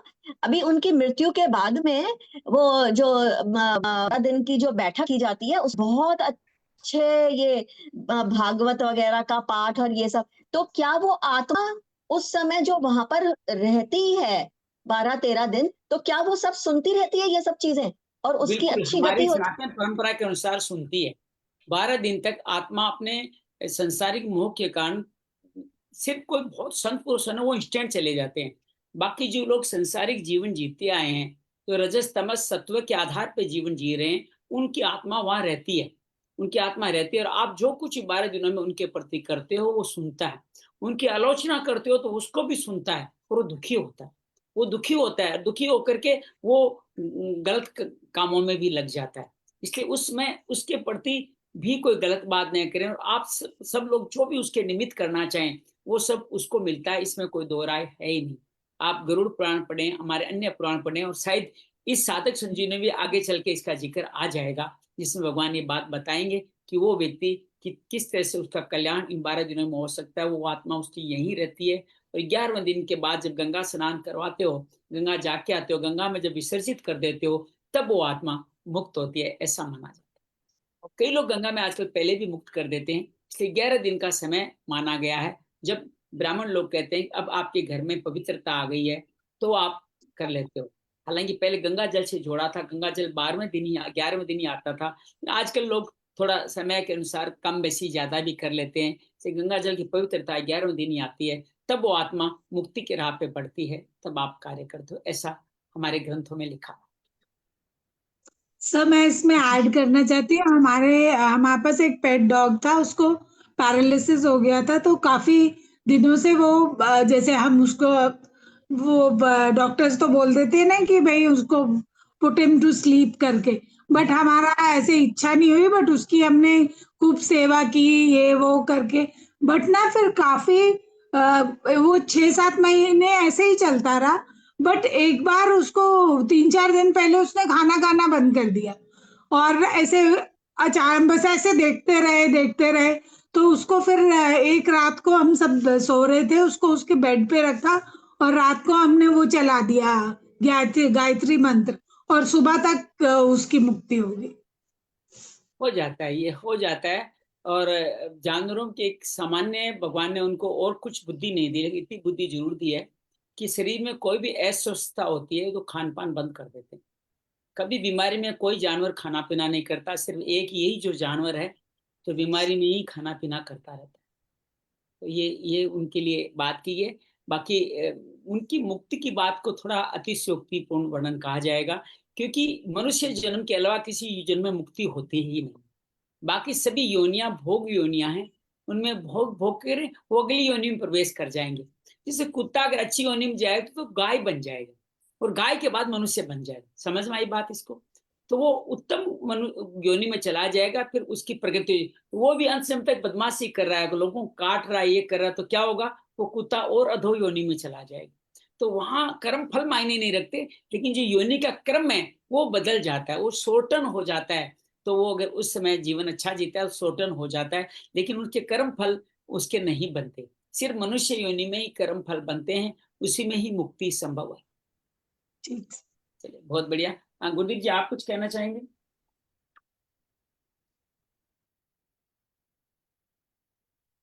जी प्रभु जी। जय श्री कृष्ण। यहाँ पे श्री भगवान ने मार्गदर्शन करते हुए 3 बताए, सत्वगुण, रजोगुण और तमोगुण। मेरे हिसाब से सत्वगुण तो हो गया सुकर्म करना, रजोगुण हो गया कर्म करना, और तमोगुण का मतलब हो गया विकर्म करने से मतलब हो गया। बिल्कुल, ठीक है, निकृष्ट कर्म करना, निकृष्ट कार्यम कर्म करना। सद्गुण की जो भगवान ने दूसरे अध्याय में एक और परिभाषा दी, जिसको कि हम कोरिलेट कर सकते हैं, न भोगना न संग्रह करना। ठीक है जी, भगवत प्राप्ति के लिए सभी कार्य करना। सद्गुण जिसका बड़ा होना चाहिए, उसके अंदर सब ओर से इंद्रियों के अंतःकरण में प्रकाश और विवेक प्रकट हो जाता है। विवेक में बुद्धि जिसकी होगी उसके अंदर प्रकाश उत्पन्न हो जाएगा, तो उसका वो सद्गुण बढ़ा हुआ माना जाएगा। यहाँ पर रजोगुण के बढ़ने पर क्या क्या वृत्तियां उत्पन्न होती हैं? अशांति, स्पृहा, लोभ प्रवृत्ति, कर्मों के आरंभ का इसके भावार्थ बताया श्री भगवान ने। तमोगुण बढ़ने पर जो भी हमने बताया कि विकर्म कि अपने जो भगवान ने कर्तव्य कर्म अलग अलग समय के ऊपर दिए, उससे मुंह फेर लेना, उठ के जल्दी, ठीक है, जो भी हमारी दिनचर्या उससे विमुख हो जाना, प्रमाद आना, आलस्य आना, प्रवृत्ति होना, मोह, ये वृत्तियां जितनी भी, प्रकाश, हाँ ये बहुत इंपॉर्टेंट है, अप्रकाश होना। अगर किसी को अप्रकाश होने का नहीं है, जो लोग ध्यान के अंदर बैठते हैं वो प्रकाश और प्रकाश अप्रकाश के अंदर ना भावार्थ को समझ सकते हैं कि प्रकाश क्या होता है और अप्रकाश क्या होता है। और इसके अंदर ये बताए कि हमारे अंदर धीरे धीरे हर समय समय के ऊपर कुछ ना कुछ वृत्तियां ऊपर ऊपर नीचे होती रहती है। कभी रजोगुण बढ़ेगा, कभी तमस बढ़ेगा और कभी सत्व बढ़ेगा। तो हमारे को ये इच्छा रखनी है कि हमारे को किस हिसाब से क्या चीज बढ़ानी है, राइट। हर इंसान का वो होता है। जैसे अभी दीदी ने बताया कि भी जब इतनी सारी पूरे जीवन भर तो हम एक काम करते हैं, तो फिर बुढ़ापे में जाके कैसे होगा? जब जाने का समय होगा तो उसके अंदर तो हो ही नहीं सकता, वो हो भी नहीं सकता। उसकी प्रैक्टिस इतनी प्रगढ़ हो जाती है, इतने सालों के कार्य करते करते करते करते तमस के अंदर, रजस के अंदर, तमस के अंदर वो सत्व आ ही नहीं सकता। लेकिन यदि माहौल ऐसा क्रिएट किया जाए, अपनी तरफ से भी वो कोशिश करी जाए, तो उसके अंदर ये गुण आ सकते हैं। ये सारा का सारा परिवर्तनशील है और इसके अंदर ये कर लेना चाहिए। इसमें एक और ही अभी बात जैसे जोड़िएगा, जब जो लोग करने वाले ना वो तो पुण्य काम कर ही रहे हैं, वो पुण्य कर्मों का फल उसके अकाउंट में डाल देते हैं। जैसे मेरे अकाउंट में नेगेटिव बैलेंस है, सपोज कि मेरे अकाउंट में नेगेटिव बैलेंस है, और आप लोग उसके निमित्त जो कार्य कर रहे हैं उसका पुण्य फल उसके अकाउंट में डालते चले जाते हैं। तो हो सकता है अंत समय में जाते हैं तो पॉजिटिव आ जाए, उसका लोन सारा चुक जाए, नेगेटिव से पॉजिटिव आ जाए, शुभ कर्म हो जाए और आप वो मुक्ति को चला जाए। अब बात यह है कि आप उसके अकाउंट में कितनी श्रद्धा से डालते हैं। आप भगवान के जैसी तुम्हारी श्रद्धा है वैसा मैं फल दूंगा, तो आपकी श्रद्धा जैसी है वैसा आप फल क्रिएट करके उसके अकाउंट में डालते हो, तो उसका डेबिट बैलेंस कितना ही रहा हो वो क्रेडिट में आ जाएगा, इसमें संशय मत रखिएगा। Perfect perfect. प्रभु अभी जैसे मैं अपनी बात बता देता हूँ फिर ठीक है। तो अभी पिछले 2 महीने पहले क्या हुआ, अब मैं जो जो कार्य कर रहा हूँ ना वो भगवान उससे ना खुलासा कर रहे हैं, ठीक है, जो मेरे द्वारा कार्य हो रहे हैं। 2 महीने पहले क्या हुआ कि एकदम ऐसे ही बैठा हुआ था मैं रात को, तो मैंने थोड़ा सा देखा, मैं चीजों को ना थोड़ी बारीकी से देखता हूँ। पिताजी अपने मोबाइल चला रहे हैं, बुजुर्ग हो गए, ठीक है, 78 के करीबन हो गए, माता जी अपने मोबाइल चला रहे हैं, सब सब मोबाइल में बैठे हैं। उधर महाभारत और रामायण चल रही है टीवी के अंदर। मैं कहा यार ये ऐसे कैसे है, परिवार को बांधा कैसे जाए। फिर रिकॉल कर अपने आप को कि क्या क्या चीजें हमारे पेरेंट्स को पसंद है। फिर एकदम से माइंड में क्लिक आया, मैं बहुत सारी चीजें लेकर आया, कैरम बोर्ड लेकर आया, लूडो लेकर आया, कार्ड्स लेकर आया, ऐसी और एक दो चीजें लेकर आया। अब हम रोज रात को बैठ के ना कैरम खेलते हैं कि आधा पौने घंटे, और बड़ा आनंद आता है। और आज भगवान ने वही बता दी, आपने भी बात बता दी, ये माहौल ऐसा क्रिएट माहौल क्रिएट करना होगा, उससे बहुत कुछ घटता है। जीवन पर कुछ भी रहा हो, हमें निर्णय नहीं करना कि जीवन पर ऐसा इसका कल्याण कैसे होगा। अरे भगवान तो, आपने बहुत सारी कहानियां सुनी कि चोर शिवलिंग पे चढ़ता है तो शिवजी प्रसन्न होकर उसको मुक्ति पा देते हैं। एक व्यक्ति अजामिल अंत समय में नारायण कहता है जीवन भर वेश्यावृत्ति में रहा, अंत समय में नारायण रखा, उसका कल्याण हो गया। तो ऐसे हजारों हजारों उदाहरण हैं। तो आप अगर उसमें माहौल क्रिएट करते हैं और अपने द्वारा किए गए पुण्य फलों का फल उनके अकाउंट में करते हैं, तो विश्वास कीजिएगा किसी भी कैसा भी जीवन जिया हो, विश्वास किए सब में परमात्मा तो है। भगवान ने क्या कहा, दुराचारी से दुराचारी पाप योनि वाले को भी मैं मुक्ति प्रदान करता हूँ। इससे बड़ी बात क्या रहेगी? फिर कैसा संशय, फिर संशय काय को? मुक्ति हो सकती है, ये विश्वास मेरे को स्थापित करने पड़ेगा। हमारे में संशय है तो फिर ये कार्य होगा नहीं। हमें गीता यही तो सिखाती है कि आप संशय मत करो, आप मानो भगवान कह रहे मैं घोषणा कर रहा हूं, फिर अब इसमें संशय किस बात का? मैं दुराचारी से पाप योनि की मुक्ति दिलाता हूं, तो फिर आप जीवन भर कैसा भी कर्म किया हो क्या फर्क पड़ता है? अगर आपने एक बार भगवान का निर्णय लेने करने के निश्चय के लिए आप धर्मात्मा पुण्यात्मा हो गए, ये भगवान की घोषणा है, कोई अलग तरह से बात नहीं। भगवान इस गीता में ही 3-4 बार घोषणा करते हैं ये बात को। इस बात को समझें तो बहुत अच्छी तरह से कल्याण हो जाएगा। बहुत सुंदर, एक एक श्लोक हमारे जीवन का कल्याण करने में बड़ा बहुत कल्याणकारी है जी। यही 14वें श्लोक में बता दिया कि तुमने जीवन में कुछ भी कराओ, लेकिन अंत समय में मेरे को तुम भज लोगे, मैं तुम्हारे को उसी में ये मुक्त आगे भी कर कह के हैं, आगे भी कह के आए हैं, अंत समय में मेरा भजन करने वाला मेरे को पाता है, ये आगे भी कह के आए हैं। और कहाँ क्या अनुस्मरण करो, जो जैसा स्मरण करेगा उस योनि को जाएगा। अगर आपने इसमें जिस योनि का स्मरण करो, जैसे सपोज कीजिए कोई व्यक्ति, एक बड़े सुंदर यहाँ व्याख्या में कहा गया है निशु वगैरह, कि आपने किसी जीव प्राणी में आपका ज्यादा मोह है। जैसे भरत जी की मृग में मोह था तो अगले जन्म मृग बन गए। तो आप अंत समय जिसके का स्मरण करोगे उस योनि में चले जाओगे आप। तो इसलिए आपको अंत समय का स्मरण पवित्र रहे, इसका परिवार हमें स्वयं की योजना बनानी चाहिए और हर समय अंतिम समय ये मान के ये इम्पोर्टेंट है, करना है, बिल्कुल। ये महत्वपूर्ण है। और अगर वो नहीं भी कराए तो परिवारजनों को ऐसा माहौल बनाना चाहिए जब उनको पता चल जाए, या घर में जैसे मान लो मैं गीता पढ़ रहा हूँ तो घर में एक माहौल क्रिएट हो रहा है ना। कल मैंने आपको कहा कि मेरा पोता कह रहा जी, मैं जैसे दादी मेरे को भजन गा के सुलाती है, मैं भी भगवान जी को भगवान गा के सुलाऊंगा। आज सुबह कह रहे मैं ही उठा के जाऊंगा। तो ये माहौल बन रहा है ना, ये चीज बन रही है ना। किस लेवल तक कैसे बनेगी, कब तक बनेगी, हमें इसके निर्णय में नहीं जाना, लेकिन माहौल क्रिएट हो रहा है। ये माहौल क्रिएट करते रहे, इसका फल एक एक दीवार में, एक एक चीजों में, आपके बिजनेस में, आपके व्यवहार में, सब में पड़ने वाला। आपको पता ही नहीं चलेगा कब आपका बिजनेस प्रोफेशन जो कर रहे हो वो श्री हरि की इच्छा से उनके निमित्त होकर कहाँ का कहाँ चला गया। तो ये चीजें इच्छा नहीं करनी, बस पूर्ति अपने आप होती चली जाएगी। इस माहौल को क्रिएट करें, ये माहौल घर में हर वक्त बनाए रखें, अपने लिए बनाए रखें, अपनी साधना का समय निश्चित करें। मैं इतनी देर तक ये करूंगा ही करूंगा। थोड़े दिनों में आपको क्या होगा, मैं कल का नहीं बताना चाहिए, फिर पता नहीं आप लोगों के साथ सहज हो जाते हैं। तो थोड़े दिनों में आपके पर्टिकुलर मंत्र आपके मन में, अचेतन मन में अपने आप चलने लग जाएंगे। कोई भी चीज का आपसे, कोई सत श्री अकाल कह रहे हो, या गायत्री मंत्र कह रहे हो, या राधे राधे कह रहे हो, हरे राम राम राम हरे हरे कह रहे हो, या त्र्यंबक में मैं चला रहे हो, जो भी मंत्र है वो आपके अचेतन मस्तिष्क में स्वतः ही चलता रहेगा।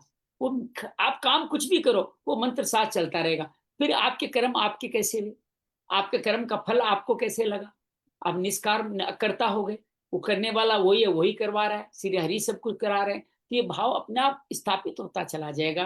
लेकिन ये माहौल की तरफ हमें संकेत तो करना होगा, और विश्वास कीजिएगा ऐसा कुछ हम करते हैं। एक संत ने बड़ा स्पष्ट कहा था कि आप ऐसा कुछ भी करते हो, आप व्यष्टि अपने पर नहीं समझिए, समष्टि पूरे संसार पर फर्क पड़ता है। एक संत ने तो यहाँ तक कह दिया कि आप कलयुग को पीछे धकेल सकते हैं, अर्थात कलयुग का समय अच्छा बिता सकते हैं। धीरे धीरे कलयुग का अच्छा समय में ही कलयुग बीत जाएगा, निकृष्ट समय कलयुग आएगा ही नहीं, अगर आप इस तरह का भाव पूरे समष्टि को देते हैं तो आपके ध्यान के द्वारा मंगल कामना समस्त संसार के लिए यही भाव को उत्पन्न करती है। आइए इसी भाव को आज हम और ग्रहण करते हैं, आराम से विराजित हो जाए, शरीर को यथासंभव स्थिर कर लें। शरीर जो क्षेत्रज्ञ है 24 विकारों 24 तत्वों से बना, मैं तत्व, समष्टि बुद्धि, अहंकार, पंच महातत्व, 10 इंद्रियां, मन, 5 विषय, इच्छा, द्वेष, सुख दुख, शरीर, चेतना, धारणा, ये सब विकारों से बना हुआ शरीर के प्रति सजग हो जाए। ये शरीर स्थूल सूक्ष्म कारण शरीर से भी बना हुआ है। ये शरीर अपरा परा प्रकृति से बना हुआ, इस शरीर के प्रति सजग हो जाए। ये शरीर जो बार बार बदल रहा है, परिवर्तनशील है, अनेक जन्मों की यात्रा कर चुका, तो ये मनुष्य शरीर हमें उसी जन्म फलों के सौभाग्य से मिला है, अर्थात हमारे कर्म शुभ रहे हैं तभी हमें मनुष्य शरीर मिला है। आगे आएगा रजस में भी प्राण त्यागने वाले मनुष्य शरीर तो पाते ही हैं, तो हमारा कम से कम रजस तो रहा ही है, और हो सकता है सत्व गुण के कारण ही हम लोग यहाँ विराजित हैं, तो अंत समय में सत्व गुण भी किंचित मात्र तो अवश्य रहा होगा, तभी हम सब लोग ये सुनने बैठने के लिए अपने मन वचन को लगा पा रहे। तीनों गुण प्रकृति इन्हीं के माध्यम से पुरुष को, देही को बांधता है।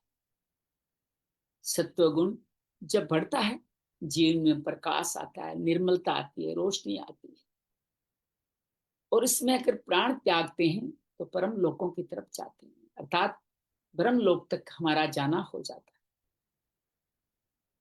और इस सत्व गुण बढ़ने से हमारे जीवन में प्रकाश आता है, प्रवृत्ति से निवृत्ति की तरफ जीवन जाता है, कार्यम कर्म करते लग जाता है। ऐसे ही जब रजस में हम जीवन जीते हैं तो रजस में जीवन जीने वालों में हमारे काम राग की आसक्ति होती है, प्रवृत्ति होती है, लोभ आता है, बार बार किसी कार्य करने की प्रेरणा मिलती है, वो कार्यम कर्म न हो तो अधोगति में ले जाता है। तो यह कार्यक्रम अकार्यक्रम दोनों का भेद कई बार शून्य हो जाता है, क्योंकि काम आरंभ करने की प्रवृत्ति इतनी सजग हो जाती है तो फिर आप बाकी अन्य उसके फल को गौण कर देते हैं। तो लोभ मोह लोभ तक ये पहुंचा करके हमें वहीं पे स्थान बनाए रखती है। तमस प्रवृत्ति अज्ञान से उत्पन्न होती है, प्रमाद और मोह देती है। प्रमाद, जो करना है वो नहीं कर रहे हैं, जो करना है वो कर रहे हैं।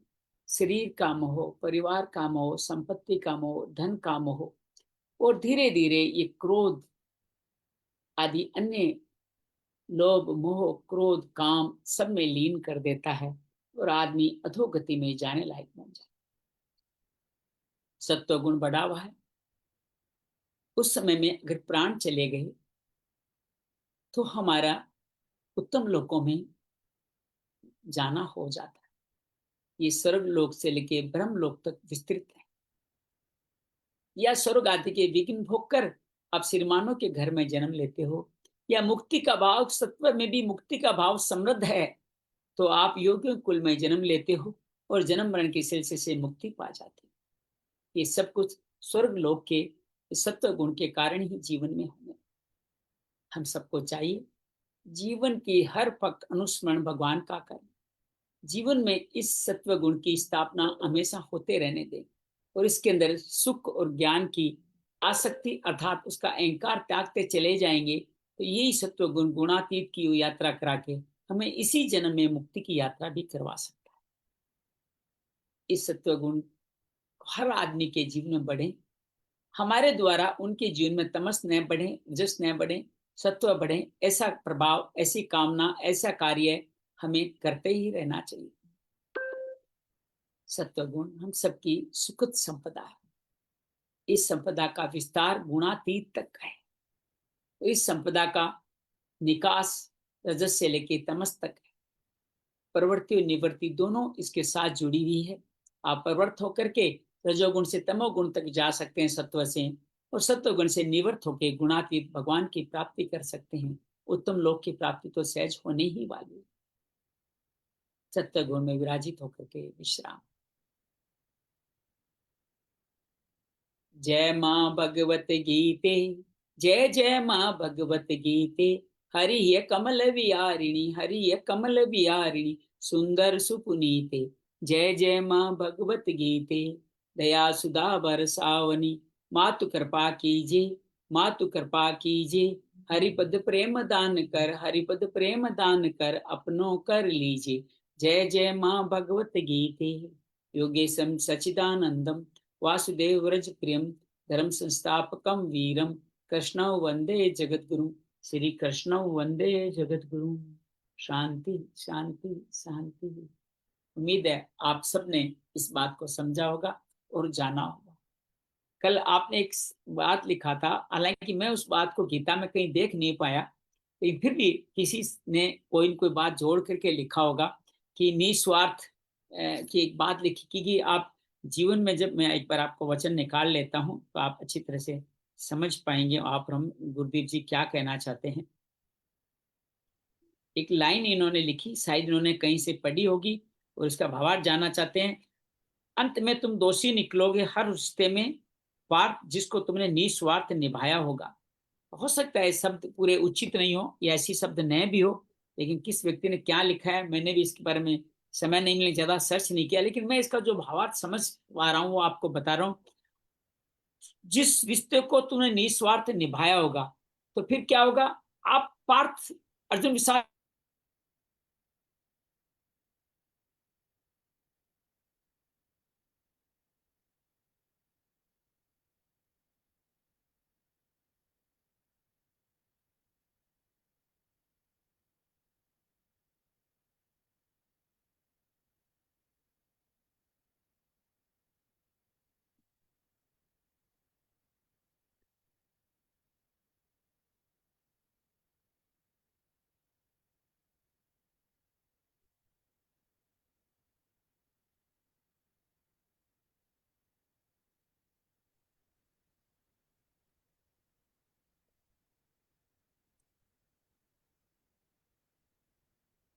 मैं माफी चाहता हूँ, मेरा सिग्नल टूट गया था, दोबारा मैं आपके साथ जुड़ गया हूँ।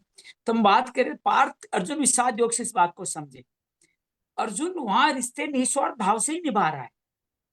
वो क्या कह रहा है कि मैं धन की कामना के कारण या राज्य की कामना के कारण इनको मारूं, ये गलत है। तो ये क्या हुआ, स्वार्थ थोड़ी है, निस्वार्थ भाव से तो रिश्ता निभा रहा है अर्जुन। लेकिन वो कर क्या रहा है, निस्वार्थ भाव से गुरु जी निभाते निभाते वो अपने स्वधर्म से विचलित हो रहा है। तो इसलिए भगवान यहाँ कह रहे हैं कि निस्वार्थ भाव से भी तुमने अपने कौटुंबिक मोह को निभाया।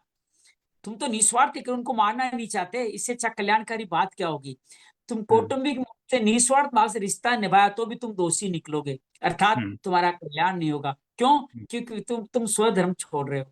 तो स्वधर्म में अगर जीना भी मरना भी अकल्याणकारी है, तो ऐश्वर्य स्वधर्म में आप मर गए तो भी कल्याणकारी है और जीवित रहे तो अकल्याणकारी है। तो इसको इसी भाव से समझिए। अर्जुन कौटुंबिक मोह के कारण अपने रिश्तों को निभाना चाहता है, निस्वार्थ भाव से निभाना चाहता है, लेकिन वो उसका स्वधर्म नहीं है, वो उसका पर धर्म है, अर्थात उसके कारण से वो दोषी निकलेगा। इसलिए भगवान बार बार, इसलिए तुम दोषी निकलोगे, तुम निस्वार्थ भाव से चो लेकिन अपना रिश्ता निभाना चाहते हो, अपना स्वधर्म छोड़ रहे हो। तो रिश्ते निभाने से भी ज्यादा क्या है, स्वधर्म। स्वधर्म क्या है, कल्याणकारी कार्य, जो उस वक्त आपको क्षत्रिय के रूप में, वैश्य के रूप में, पिता के रूप में, पुत्र के रूप में, पत्नी के रूप में, संत के रूप में, कथावाचक के रूप में, जिसकी में जो भी आपको रोल मिला है, उस रोल में आप वर्ण आश्रम के धर्म के अनुसार उस रोल में आप लगे रहो, वही स्वधर्म है। उसके दौरान आपको अगर कहीं किसी के प्रति ये दोषी भी बनना पड़े तो दोषी बन जाओ, अपना स्वधर्म का पालन करो। तो निस्वार्थ भाव से भी तुमने अगर स्वधर्म को छोड़ा है तो भी तुम दोषी हो। मेरे ख्याल से इसका ये भाव समझ लेना चाहिए। बिल्कुल ठीक है। मेरे को भी एक पर्सन ये आया था कि अब बहुत सारे लोग ना अपनी तरफ से भी बना के डाल देते हैं कुछ ना कुछ, क्योंकि है तो नहीं उससे हो ना। सकता है, मैंने इसकी लेकिन सत्यता को नहीं देखा, लेकिन इसका भाव यहाँ से निकल सकता है। ठीक है, हाँ ये हो इसका सकता है, भाव बिल्कुल। यहाँ से निकल सकता है, मैं ये कहना चाहता हूँ, इसका भाव यहाँ से निकल सकता है ठीक ठीक कि ठीक। निस्वार्थ भाव से तो कर रहा था वो, कुछ हाँ। उसमें स्वार्थ थोड़ी था। वो क्या चाह रहा था, मैं युद्ध नहीं करूंगा, मैं किसी को मारना का कारण नहीं बनना चाहता। इससे ज्यादा निस्वार्थ क्या होगा, निस्वार्थ था वो। कुछ वो तो राज्य भी नहीं लेना चाहता, संत बन गया था, लेकिन भगवान ने कहा तुम दोषी हो। कार्पण्य दोषोपैत स्वभाव, खुद भी उसने कहा मैं कायिकता से इस दोष में आ गया हूँ, कार्पण्य दोषोपैत स्वभाव। तो ये सब का तात्पर्य है कि आपको स्वधर्म का पालन ज्यादा महत्वपूर्ण है। उसके लिए आप स्वार्थी पे हो जाओ तो बुराई नहीं है। मेरा स्वधर्म जो मैं वो कार्य करते करते स्वार्थी हो जाऊं तो ही बुराई नहीं है, और निस्वार्थ होकर के मैं पर धर्म का पालन करूं तो मेरे लिए कल्याण करनी, मैं दोषी हूँ। परफेक्ट। इसको इस तरह बहुत समझ सकते। ठीक है बहुत प्रभु, बहुत एक धन्यवाद। इसको थोड़ा सा बताएंगे जरा, अगर है 2 मिनट तो। इसको जी मैं जी। अब कल बाद में छोड़ सकते हैं, कोई बात नहीं, मैं अपना सवाल बता देता हूँ कि मैं इस चीज को थोड़ा सा देख रहा हूँ कि रजस में भी, सत्व में भी, और इसमें भी क्या कहते हैं तमस में भी, इनमें भी तीनों गुण विद्यमान है। देखिए, आप जीवन जो जी रहे हो ना, रात को आप सोते हो ना, तो जब तक आपके तमस नहीं बढ़ेगा आप सो नहीं पाओगे। जब तक रजस नहीं बढ़ेगा तभी कोई कार्य नहीं कर पाओगे। इसलिए तीनों चीजें हमारे जीवन में सहज भाव से बनी रहती है। ये तीनों गुण हमेशा विद्यमान रहेंगे, लेकिन जैसे कहा, एक को दो को दबा के एक गुण आगे बढ़ता है। अगर आप जीवन सात्विक जी रहे हो तो आप में सत्व का पाठ ज्यादा रहेगा, रजस भी आपका निष्काम कर्म वाला होगा, तमस भी आपका योग निद्रा वाला ध्यान वाला होगा। एक जगह पहले तो मैं सोचता था कि निद्रा के बिना आपकी, लेकिन संतों के संसर्ग से ये समझ में आता है कि आप अगर योग निद्रा या ध्यान के अंदर या भगवान का भजन करते हुए अगर समय बिताते हो तो निद्रा से ज्यादा उत्तम है। तो आप अगर निद्रा कम भी लेते हो तो तमस की जरूरत नहीं है। आप सात्विक भी निद्रा, योग निद्रा के रूप में या ध्यान के रूप में सात्विक विश्राम भी कर सकते हो, वो ज्यादा कल्याणकारी है। पहले हमें बचपन में बताया गया था कि सोने के लिए तो तमस चाहिए, सत्व बढ़ाओ तो नींद नहीं आएगी। अब मेरा विचार बदल गया है। अब मैं सोचता हूँ सत्व बढ़ा हुआ है तो आप ध्यान करो, आप ग्रंथों का अध्ययन करो, आप भगवान का जप करो, कीर्तन करो, आराम से बैठ जाओ, रीढ़ की हड्डी पे ध्यान ले जाओ, प्रकृति पे ध्यान ले जाओ, कुछ भी करो। आप नींद नहीं आ रही तो ये कार्य करो, मोबाइल नहीं चलाना, ये कार्य करके देखो। नींद नहीं आ रही, तमस बढ़ नहीं रहा, कोई बात नहीं, करो। भगवान आपको सात्विक थपकी देके नींद दिला देगा। आप जैसे अपने जो वीडियो डाल रहे हैं, वीडियो का ऑडियो कान में लगा के आप विश्राम करें, तो विश्वास करिए सात्विक भी आपकी शांति मिल सकती है। तो गुण तीनों होने चाहिए। तीनों गुण है ही, आप गुणातीत की अवस्था जो आगे आएगी उसमें तीनों गुणों से परे जाओगे, तब आप तब भी गुण रहेंगे, बस आप उनके प्रति उदासीन हो जाओगे, तो वो गुणातीत नहीं, अवस्था में आगे पड़े। ये बिल्कुल ठीक है। नहीं, तत्व में भी तीन वो है कि सत्व भी बढ़ा हुआ है, फिर रजस भी है, फिर उसमें तमस भी है, और क्या कहते हैं, तमस में भी सत्व है, राजस्व है, और फिर उसमें भी तमस है, और ऐसे उसमें भी तीनों में तीनों क्वालिटी विद्यमान है। जैसे अभी बिल्कुल आपने होती निद्रा है। की बात करी, जैसे हमने अभी निद्रा की बात करी, एक तुम पड़ गए, ठीक है, हमारे तो बस एकदम आलस से आ गया, सो गए, और एक योग निंद्रा के लिए, तो वो निंद्रा में भी जो तमस है वो बढ़ गया सत्व के ऊपर, और उसमें चला गया तमस का तमस के अंदर। तो ये मैं कई बार देख रहा हूँ उन चीजों को कि हाँ भाई, तीनों क्वालिटी में कुछ ना कुछ विद्यमान है। सब चीजें होती है। जैसे मेहता सो गए आलस्य में, भारी होकर ज्यादा नींद ले ली, तमस हो गया, और सोते सोते आपको शारीरिक सुख की भावना हो गई, आप रजस में प्रवेश कर गए, और सोते सोते आपको 3:30 बजे उठ करके ध्यान करने की इच्छा होगी, आप सात्विक में आ गए। तो ये चीजें एक गुण दूसरे को दबा के बढ़ता है, तो भगवान बार बार कह ही रहे हैं कि बहुत तीनों गुण आप में विद्यमान है, विद्यमान है तभी तो बढ़ेगा। 3 आदमी खेल खेल रहे हैं, तभी तो एक आदमी उससे आगे जाएगा, दौड़ लगा रहे हैं तीनों गुण आपके, तो कभी कौन आगे जाए, कभी कोई आगे जाए, कभी कोई आगे जाएगा। तो ये आपके कर्म पे निर्भर करता है कौन सा गुण विजय पाएगा। लेकिन बहुत तीनों गुण दबाने के कार्य तो करते ही रहते हैं, तीनों गुण हम्म दबाने के कार्य तो करते ही रहते हैं, इसमें कोई संशय नहीं। तीनों गुण हमेशा हमें विद्यमान है, तीनों गुण के हिसाब से जीवन हम कैसा जीते हैं उस पर डिपेंड करता है।